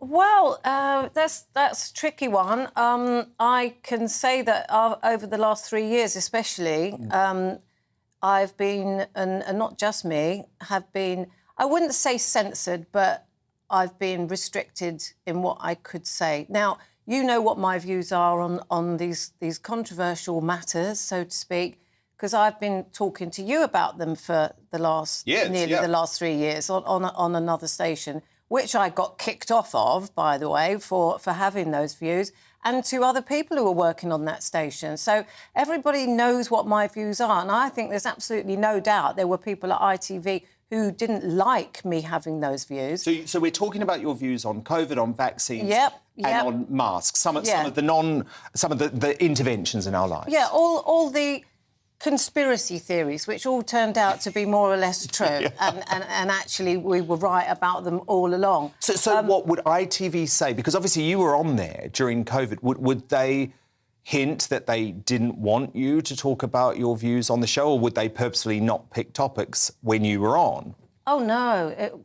For those topics, I was absolutely not really allowed to talk about them at all. They would talk about them when I wasn't there, and then when I was there, there would be a kind of, unspoken kind of rule to say that, you can't really express those views.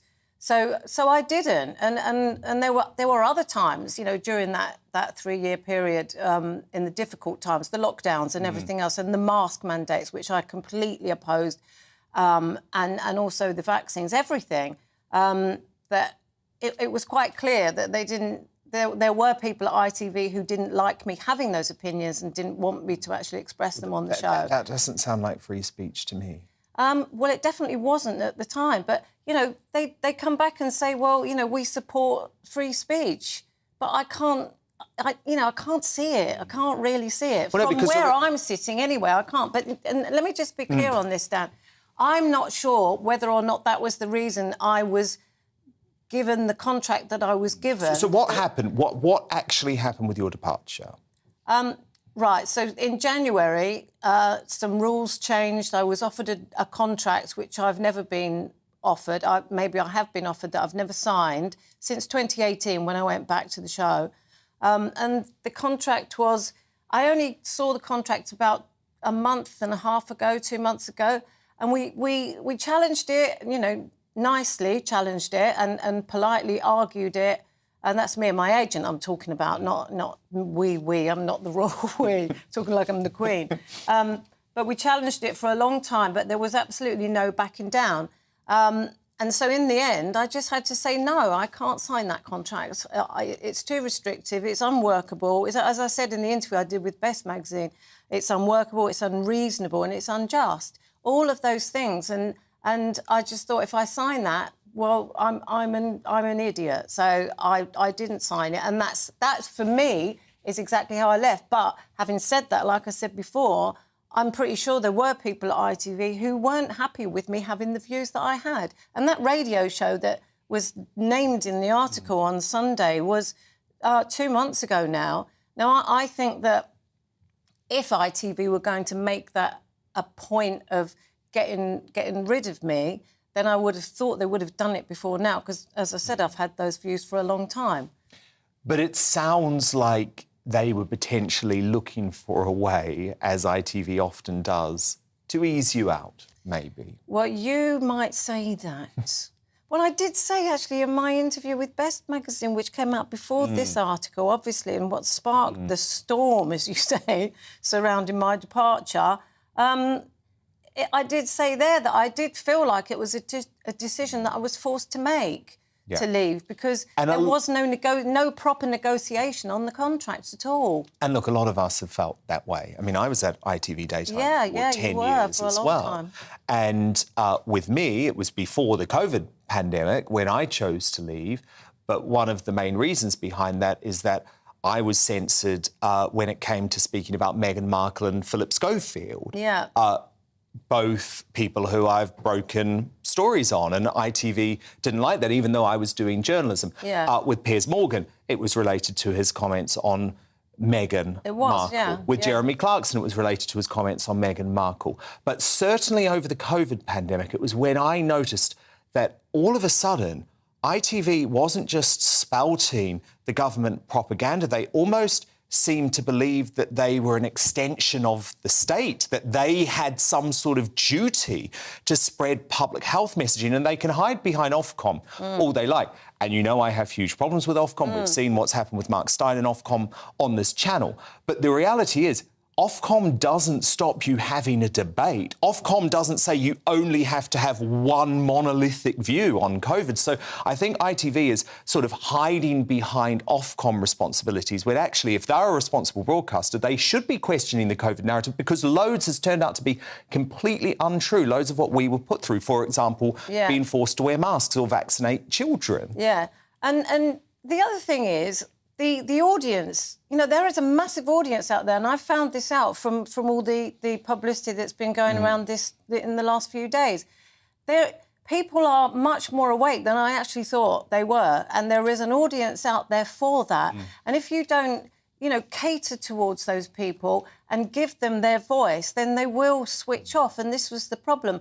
But as I said on the radio interview that was pulled apart in that article, the whole of the mainstream media seemed to have been bought up by the government or the narrative. It was advertising, and that was their money, so they didn't want to mess that up. And exactly. also, the ratings went through the roof. Yeah. Because all of a sudden, if you're at ITV Daytime and everyone's locked at home, more people are watching. They had record ratings. Yeah. So I'm sorry, they seem to get off on it. Yeah. They seem to luxuriate in this lockdown. Maybe at the time, you know, we were a bit ahead of our time with our views. I'm putting you into that group as well, because, you know, there were a group of people who were awake. We did challenge it. Yeah, exactly. But what about the general wokery, Carol? Because I've really noticed ITV has changed on that front too. So at the weekend, we saw them host this Bridgerton actress who described the balcony of Buckingham Palace as terribly white, yet Loose Women will regularly, purposefully choose panels of 4 black presenters. Now, to me, it feels like they're leaning into one side of the debate. Well, put it this way, reading all the comments from the article at the weekend, there are a lot of people out there who think that the programme has gone very, very woke. I feel that as a viewer. Yeah. I don't watch anymore. Well, neither do I. It's very woke. And also it's people who agree with each other, which is a real shame, or at least pretend to agree with each other. Well, I think the whole of mainstream media is very, very woke. You know, there are some exceptions with channels like this one for a start that doesn't buy into a lot of those things. And you still have to abide by the Ofcom rules, and everybody does. But, you don't have to keep kind of forcing this stuff down people's throats. And it's not just ITV, it's the BBC is probably worse, actually. And actually, saying that, Channel 4 is probably the worst out of all of them. So, you know, it's not a place where I feel I fit in. And even though that you should be having the debates and you should be, you know, seeing some kind of difference of opinion in the things, in the typical woke ideals, that you don't really get it anymore. You're not allowed to say it. And if you do, you either get censored or you get cancelled, as many people have learnt to their cost. Which has happened to you. But the great news is we don't need ITV now. I mean, look, it's not just GBNews, although I think we're a big part of it. People are discovering loads of different platforms on YouTube, on social media, And the great thing is, you're still going to be popping up here, right? Of course I am, yeah. I wouldn't miss it for the world, Dad. Excellent. Carol McGiffin, well, look, you know what I think? It's their loss. Well, It's the loss of woke ITV, and that is certainly the response of the viewers. You might say that, Yeah, but you I can't. couldn't possibly comment. You can't. Carol McGiffin, really great to speak. Thank you so much. Thanks, Dan. Now, coming up in Uncancelled are the Sussexes drumming up ways to make the royal family's lives impossible. Meghan Markle's biographer Tom Bauer joins me live in the studio soon. But next in the media buzz, as slippery Keir Starmer refuses to rule out partnering with the Lib Dem Ramonas while the SNP set their terms for a coalition government, will Labour give up Brexit and the Union to get into power? My superstar panel return to debate that, and we're going to have more of tomorrow's newspaper front pages hot off the press, so don't go anywhere. I joined GB News because I was sick and tired of not hearing my views being represented, not just mine, but so many people that I knew and spoke to. I just couldn't get my voice out there. I couldn't say anything. I couldn't do anything. Whatever the narrative was, I kind of had to follow it. GB News is there to provide a voice for those who have been ignored by the establishment media. We think different things, we've got a different style. GB News is here to be optimistic and positive about the future. It's real kind of dynamic and flowing, with the audience very much at the heart of it, like a big family. Here at GB News, we talk about the things that matter to you. Hearing the voices from right across our towns and cities, especially our towns. All sides of the argument represented with a heavy dose of opinion. We're on a mission here to make a difference. And the GB News family really is here for you, and whatever time of day you can watch or listen. Britain's watching. Britain's watching. We're proud to be GB News, The People's Channel. Britain's news channel. Westminster is going around in ever-decreasing circles, followed by the media. Britain is broken. How on earth did we get into this mess? But more importantly, how do we get out of it? Join me at 7 p.m, Mondays to Thursdays on Farage, here on GB News. We will have open, rational debate. We've got to work out how Britain moves forward from this. Join us here on GB News, the People's Channel. Britain is watching. You've probably seen politicians interviewed 1,000 times, but we do it differently. We find out who they really are, we don't shout, we chat, and hopefully we bring a bit of light, not just heat. Did you know Kate Moss? Apparently. Do you have a pair of jeans or a pair of jeans? No, of course I don't. What would I do with them? My friends are like, oh my God, what's she doing now? Join me every Sunday at 6 for Gloria Meets, only on GB News, the People's Channel, Britain's news channel. I'm Jacob Rees-Mogg, the Member of Parliament for North East Somerset and a former government minister. For years, I've walked the corridors of power in both Westminster and the City of London. We need to have the arguments, the discussions on how we make it better. Crop failures, famine, war, suffering on a scale completely unimaginable. We are putting the cart before the horse. As Charles I said at the scaffold, he was the true defender of liberty. Yeah, I've completely derailed the conversation. Join me Monday to Thursday at 8 p.m. on GB News, Britain's news channel. New to GB News is the Saturday 5. Join us every Saturday from 8 p.m. as we debate the week's stories. Right, folks, that was a spicy one, wasn't it? With us four, plus a special guest. Sometimes she has to stick her foot in it. Sometimes she has to say things as they are. Sometimes I think we should keep the refugees and send the pensioners to Rwanda. Then we'd be in a much better state. Well, Benjamin, that is The Saturday 5. Saturday nights from 8. Only on GB News, the People's Channel. Britain's news channel. Britain's watching. We're proud to be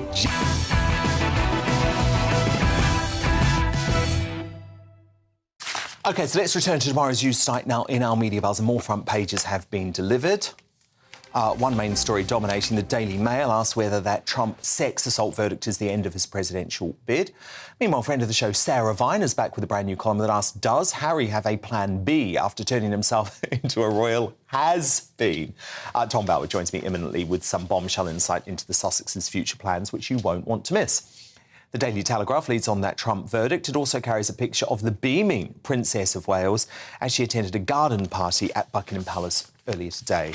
A different story on the eye, though, which leads with woke Archbishop Justin Welby's clash with Downing Street over migration as he slams the illegal migration bill and the language used by ministers, including Suella Braverman. My superstar panel return now. Top Daily Mail columnist Amanda Platel, the Conservative commentator, the Reverend Calvin Robinson, and the author and broadcaster Rebecca Reid. Now, breaking tonight, after the results of last week's local election showed Labour are not on course for an overall majority, Sir Keir Starmer has refused to rule out forming a coalition with the Liberal Democrats. Speaking to Sky News COVID party gal Beth Rigby, Starmer might never have looked so slippery. Watch this. You sat next to Ed Davey at the Coronation on Saturday. Is it a man you can do business with? Well, look, I'm going for an outright majority. What about the Lib Dems? Well, look, I'm not answering hypotheticals. So you are ruling out a deal with the SNP on any terms, but you're not ruling out a deal with the Lib Dems? Well, as you know, with the SNP, it's a fundamental difference. Just for to an be agreement. clear, you're ruling out any sort of arrangement with the SNP, and you are not doing that with the Liberal Democrats. Well, I'm clear, I'm pressing on. I want a Labour majority government. So you slightly changing position? No, I've said throughout, actually from the day I took over as leader, that I want to go for a Labour majority government. I'm not saying that today. Look, I want a clear majority Labour government. So I'm going to ask you one more time. Are you prepared to come to some sort of arrangement, if necessary, informal or formal, with the Liberal Democrats? Well, Beth, you can ask me as many times as you like. The answer is I'm pressing on for a Labour majority at the general election. I know, but... Well, she just can't tell the truth, can he? Now, this interview follows a Sunday Telegraph report that the Lib Dems could make reversing Brexit the key bargaining chip in negotiations. And because history shows you can't trust a word Starmer says, a coalition of chaos involving the SNP and the Greens and the Corbynites remains a possibility, with Humza Useless also set to demand a Brexit rollback as well as a second chance at an independence referendum. So Starmer has clearly changed his position, Amanda Patel. Why not have the balls to say it? Because it would be political suicide, because even if you go by the local government elections, which are not a barometer for anything, because William Hague won them outstandingly at the last, just before the general election, and then went down to a landslide. So, but what everyone's doing is judging on that, even with them winning nearly 600 seats in the locals, new councils. He couldn't get a majority. He's 14 short of a majority. So he has to do a coalition with someone. But he knows, because the Lib Dems, as you said, have said, we will only do that if we have another Brexit vote. So that's the dirty deal that Starmer's doing. Well, and the SNP are saying the same thing. Yeah, but he has ruled out he would not do a deal with the SNP. Yeah, but Calvin, I don't believe that. I don't believe him when he says he wouldn't do a deal with the SNP. I'm sorry, if the choice is becoming Prime Minister or doing a deal with the SNP, he's going to do a deal with the SNP. And this is a man who lies time and again. So this is the problem Slippery Starmer's got. How can we trust a word he says? We can't. He is slippery. He will do whatever it takes to get into power. But it has been interesting that people weren't voting staunchly for Labour in the locals. They've been voting against the Conservatives. Exactly. But they've been voting with the Greens and all kinds of other fringe parties. Well, the Lib Dems got as many seats as Labour, as many... Right, but I'm not against a coalition. What I am against is a backdoor approach to reversing Brexit. If parties want to be anti-Brexit, they've got to be very clear about that going into the election. We can't have it be a behind-the-scenes, closed-doors deal in order to get Starmer into power. Yeah, but Rebecca Reid, I mean, the Lib Dems are pretty clear on Brexit. They do want to reverse Brexit, and that's why I think anyone who voted for Brexit needs to be very careful if they want to give their vote to Labour, because remember, Starmer was the #1 campaigner for a second referendum for a long time. Yeah, no, I think that is fair. I think that anybody who... I think Calvin is right, which is not something I feel comfortable saying. But I think Calvin's shocked by that. Anybody who is putting and not least because I just cannot bear having to talk about Brexit again, any party that is going to make a Brexit revisitation a possibility needs to say it right at the beginning. And then, if you do create a coalition of parties who feel that way, which creates a majority, then a majority of people in this country have made the decision they want to revisit Brexit. And then all of us have to sit around talking about it, which is what most of us want to avoid. But this is a gift to the Tories. I mean, they would have been sitting down this morning thinking, this is fantastic, because Labour still has to carry half of its voters in a general election who are the red wall. It's not and they care about Brexit. Do they, though? And yes, they still do. They no, the care voters about... do, but I don't think it's a gift to the Conservatives, because they are not clear whether they are Brexiteers or not. In fact, most of the cabinet weren't. The thing is, so this actually might mean a fringe No, I totally agree. Totally disagree. You think the Rhino Party will win the election? Not win the election, but gain there some is still a Look narrative at what happened in 2019 with the Brexit Party. Something like Farage said, actually, I'm going to come out and join the Reform John Richard Tyson and Lawrence Fox. It's not all you're going to do. It's about the not a gift. I'm saying it's not a gift to the Conservatives. Yes. It is definitely a gift to the Conservatives, because that means that they can run on all their election campaigns about the dirty deal between the Lib Dems and between Labour. You know, vote Labour, get Lib Dems, end of Brexit, and there is still enough. But that's a reality, man. There would have to be staunchly Brexit then in that case. There's still a narrative, Calvin. I promise you, there is still a narrative that people who voted Brexit feel betrayed, and they'll feel doubly betrayed. But by the way, it's it over to Labour. I mean, I couldn't agree more. And a second referendum. I couldn't agree more. But it's not just get the SNPs, get the Greens, get the Lib Dems. It's also get the Corbynites in your own party, because if Starmer falls short of an overall majority, that means he also needs the hard left of his party to be on side as well. So I actually think what we're facing is a terrifying socialist government, nothing like what Starmer is presenting to the country at the moment. And I think it is going to be a wake-up call to people. Now, despite the SNP plotting their own coalition with Labour, votes for a party led by Humza Useless could be found wanting. In his latest car crash interview, Humza decided that while volunteering at a big help-out Coronation event in Dundee, he would take direct aim at the Coronation. Watch. I made it pretty clear that I hope that the costs would be kept to a minimum. I think most people watching, whether they're Republicans or whether they're monarchists, would want the cost kept to a minimum for precisely the reasons you're saying.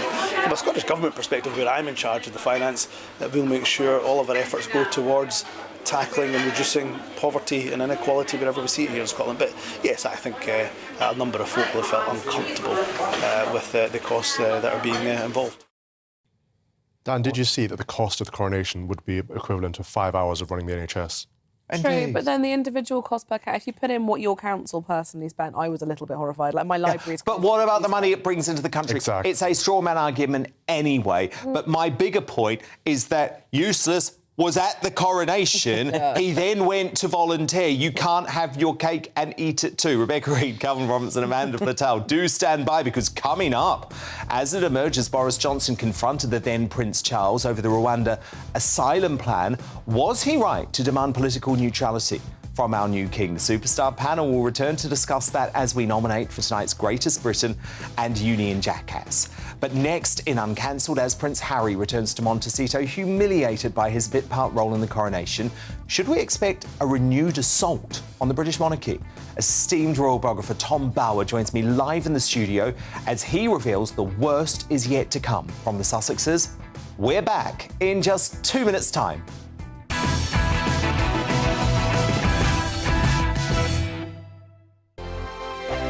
First and foremost, I'm a GB News fan, and I was before I was working here. Just love the fact that we're asking the questions that a lot of establishment media won't ask. With a bit of a twist, we not only want to inform you, but we want to keep you entertained. It's worth the drive, because you get in and the team's all ready and waiting, they're itching to go, and it's a proper little family. GB News is the People's Channel. It's the audience that makes the programme sing. We're giving our viewers and our listeners a voice. I see the thousands of your letters, tweets, emails, you name it, coming in. Britain is broken.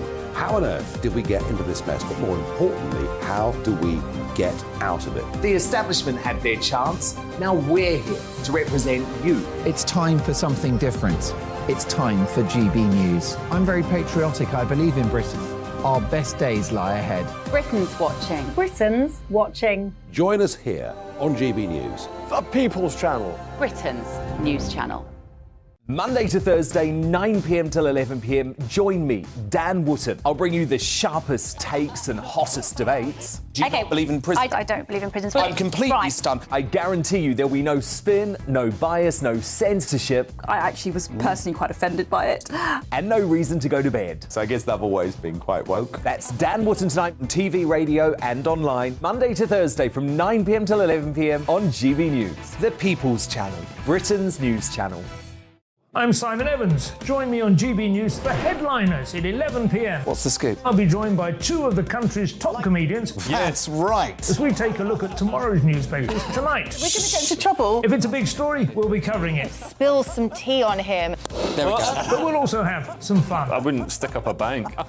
My father didn't love me. So anyway. Headliners every night from 11 on GB News, the People's Channel, Britain's news channel.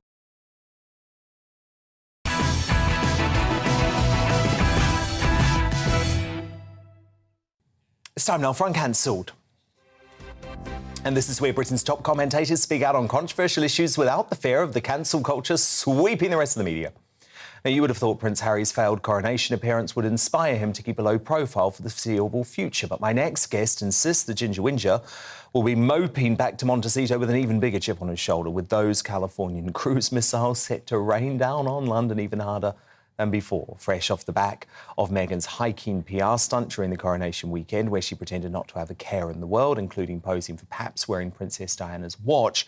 Esteemed royal author Tom Bower insists the Sussex psychodrama is about to get even nastier. So, Tom Bower, what are you expecting? Well, I think that, as we predicted, she did a stunt. It wasn't a very good one on Coronation Day. But what's really going to happen now is they will plot something which will really hit the royal family in a way, because I think Harry went back pretty angry, clearly. And what really worries me is that the royal family is now a moving target, a soft touch. Charles showed that he won't answer back. So whatever is thrown at him, he's just going to take it. And I think this is the real danger now. The thing is, Harry is clearly furious. He clearly feels humiliated. But what else was he expecting? I mean, he was not prepared to go to the coronation lunch. He was not prepared to stay for the concert, for example, which is an opportunity where he could have been in attendance. It was more his sort of thing. So what was he expecting the royal family to do? Well, he expects them to apologise. He expects them in his naive, stupid way to think that somehow it's all going to fall his way. And on the way back across the Atlantic, he'll have realised it hasn't gone his way, and think, well, what am I now doing? Can I do to make their life really infinitely more difficult and embarrass them? And I think he'll take comfort, as will, unfortunately, Meghan, from those who say that the balcony was too white. They'll take comfort from the fact that somehow they're above. They've thrown in the racist... well, ITV said it was terribly white. Terribly white. Shouldn't it be terribly black in a white country? I mean, it is just appalling. And unfortunately, we've reached a point now where the anti-monarchists will keep on pushing this colour issue, because the monarchy is easy to touch. We've reached now a point where, unless somehow Charles makes it clear that he's not going to sit around defenceless and silent, that the anti-monarchists like that, and Hobie, the actress from British Town, Olusoga, the Marxist historian given a free run on BBC, will just keep hitting, because they've reached a threshold and they now want to go further. But the thing is, Tom, so much of that is the fault of Harry and Meghan, spreading what even they admit is false claims of racism within the royal family. I mean, you look at the Bridgerton woman, you look at Olusoga on the BBC and ITV, they are Harry and Meghan allies. Well, Olusoga was in her Netflix programme.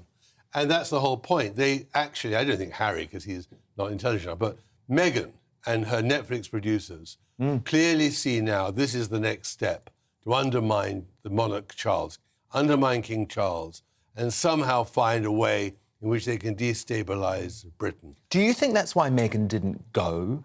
Because now she can say, I am not approving of the royal institution, that's why I didn't show up? Of course. She didn't come because, I put it very simply, she didn't want to curtsy to the Queen and to Kate, but that was just the symbol. The reality is she wasn't going to take part in it. She sees her role as being the leader of the anti-royal faction, and Harry will feel somehow torn, but he'll just go along with whatever it is so he can stay in Montecito and not be homeless and junking around the world. And that is what's so really frightening, that somehow this American woke, anti-establishment, anti-white liberal democracy has now taken hold in Britain, that somehow the royal family, the soft target, is the first hurdle to overcome as the, what can I call the diversity extremists attempt to take over the institutions of this country. But one worry, Tom, is that it sounds like King Charles, at least when he was the Prince of Wales, is very much listening to those people. This fascinating revelation today from Guito Harry, who was the Director of Communications for Boris Johnson last year.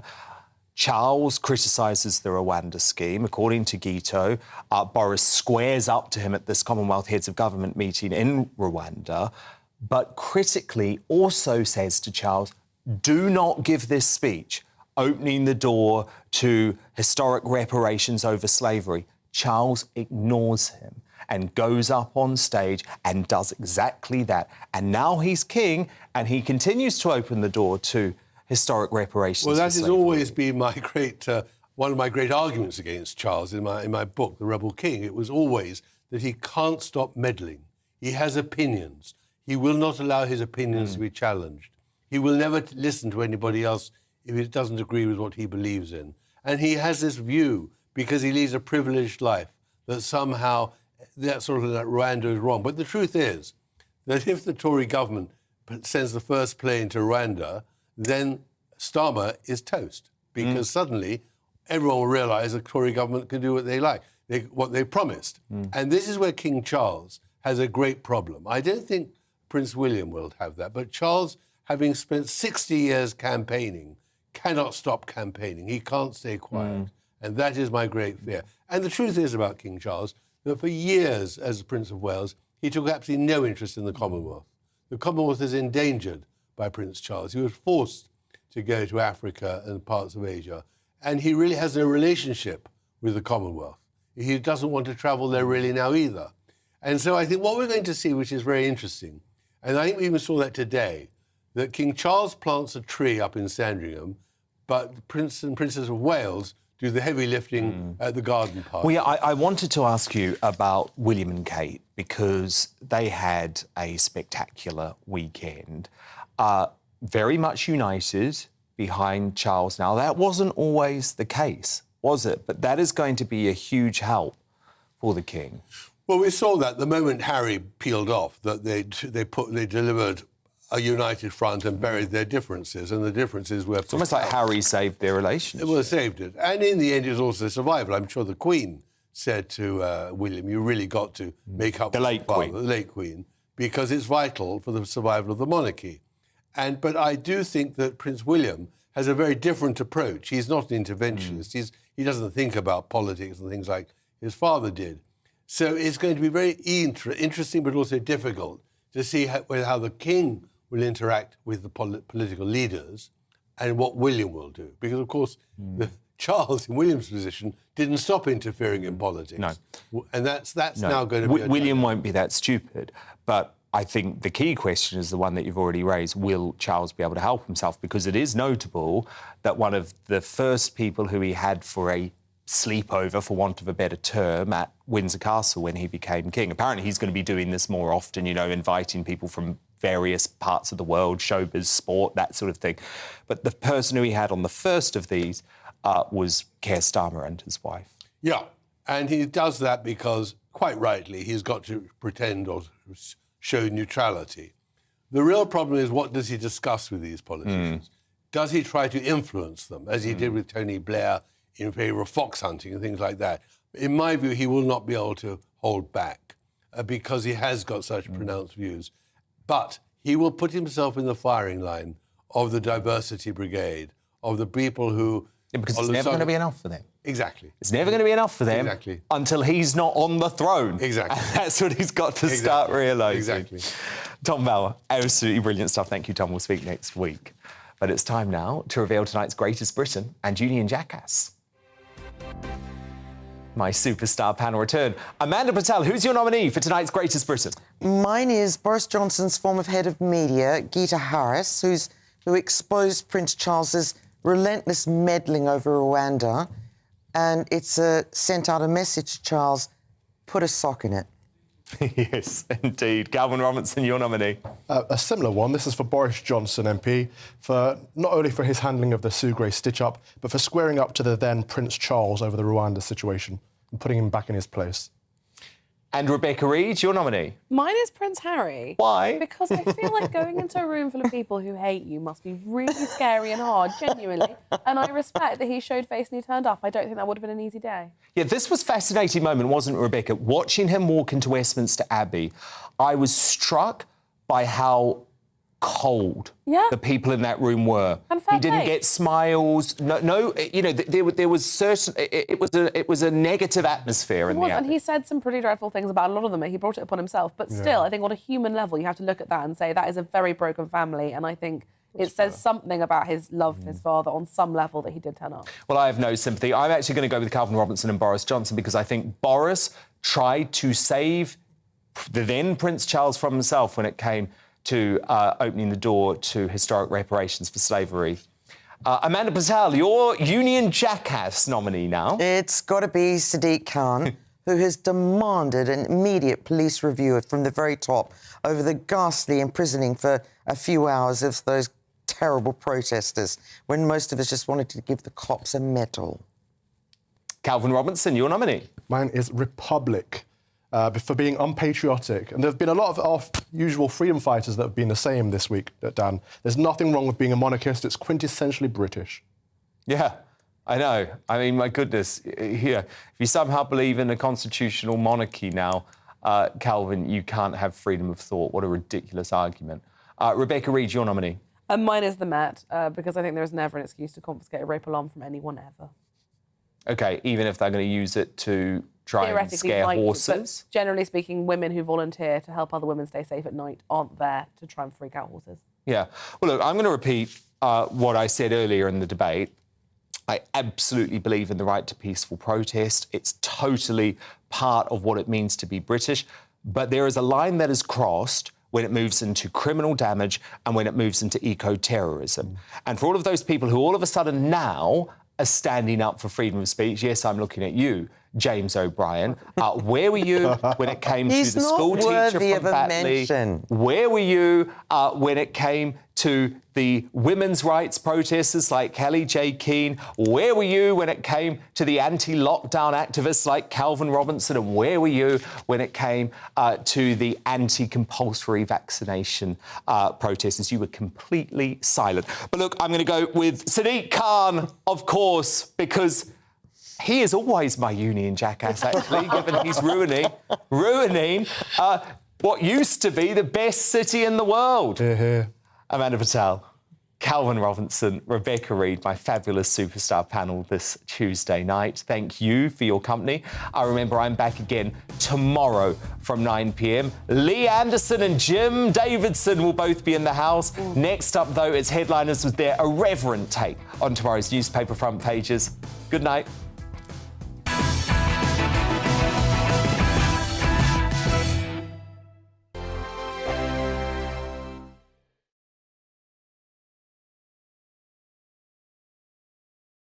I joined GB News because I was sick and tired of not hearing my views being represented, not just mine, but so many people that I knew and spoke to. I just couldn't get my voice out there. I couldn't say anything. I couldn't do anything. Whatever the narrative was, I kind of had to follow it. GB News is there to provide a voice for those who have been ignored by the establishment media. We think different things, we've got a different style. GB News is here to be optimistic and positive about the future. It's real kind of dynamic and flowing, with the audience very much at the heart of it, like a big family.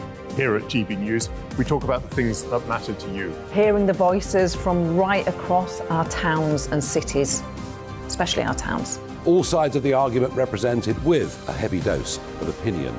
We're on a mission here to make a difference. And the GB News family really is here for you, and whatever time of day you can watch or listen. Britain's watching. Britain's watching. We're proud to be GB News. The People's Channel. Britain's news channel. Monday to Thursday, 9 p.m. till 11 p.m. Join me, Dan Wootton. I'll bring you the sharpest takes and hottest debates. Do you not believe in prison? I don't believe in prisons. I'm completely stunned. I guarantee you there'll be no spin, no bias, no censorship. I actually was personally quite offended by it. And no reason to go to bed. So I guess they've always been quite woke. That's Dan Wootton tonight on TV, radio and online. Monday to Thursday from 9 p.m. till 11 p.m. on GB News. The People's Channel, Britain's news channel. Start the day with GB News. We catch up on all the big stories you didn't hear the night before. And take a look at what the world's talking about this morning. That's right, Monday to Thursdays from 6 o'clock. It's Breakfast with Eamon and Isabel. Straight after breakfast, join us, Bev Turner and Andrew Pearce. We're going to take you through till noon. We'll be tackling the big topics of the day, including the things that the other channels just won't talk about. If it's happening here. Wake up to mornings on GB News. The People's Channel. Britain's news channel. New to GB News is the Saturday 5. Join us every Saturday from 8 p.m. as we debate the week's stories. Right, folks, that was a spicy one, wasn't it? With us 4, plus a special guest. Sometimes she has to stick her foot in it. Sometimes she has to say things as they are. Sometimes I think we should keep the refugees and send the pensioners to Rwanda. Then we'd be in a much better state. Well, Benjamin, that is... The Saturday 5. Saturday nights from 8. Only on GB News, the People's Channel. Britain's news channel. Join us every night on GB News at 11 p.m. for Headliners, which is 3 top comedians going through the next day's news stories, which is exactly what you need, because when the establishment has gone crazy, you need some craziness to make sense of it. So join us 11 p.m. every night on GB News, the People's Channel, Britain's news channel. Join me, Patrick Christie's Monday to Friday, 3 till 6. We tackle the day's news agenda like you've never seen before. It's high tempo, high octane, the most controversial topics and the best guests. You will not be able to take your eyes and ears off it. I'm not afraid to ask the questions that you really want answered. 3 till 6 p.m. Monday to Friday on GB News, the People's Channel, Britain's news channel. Every Sunday,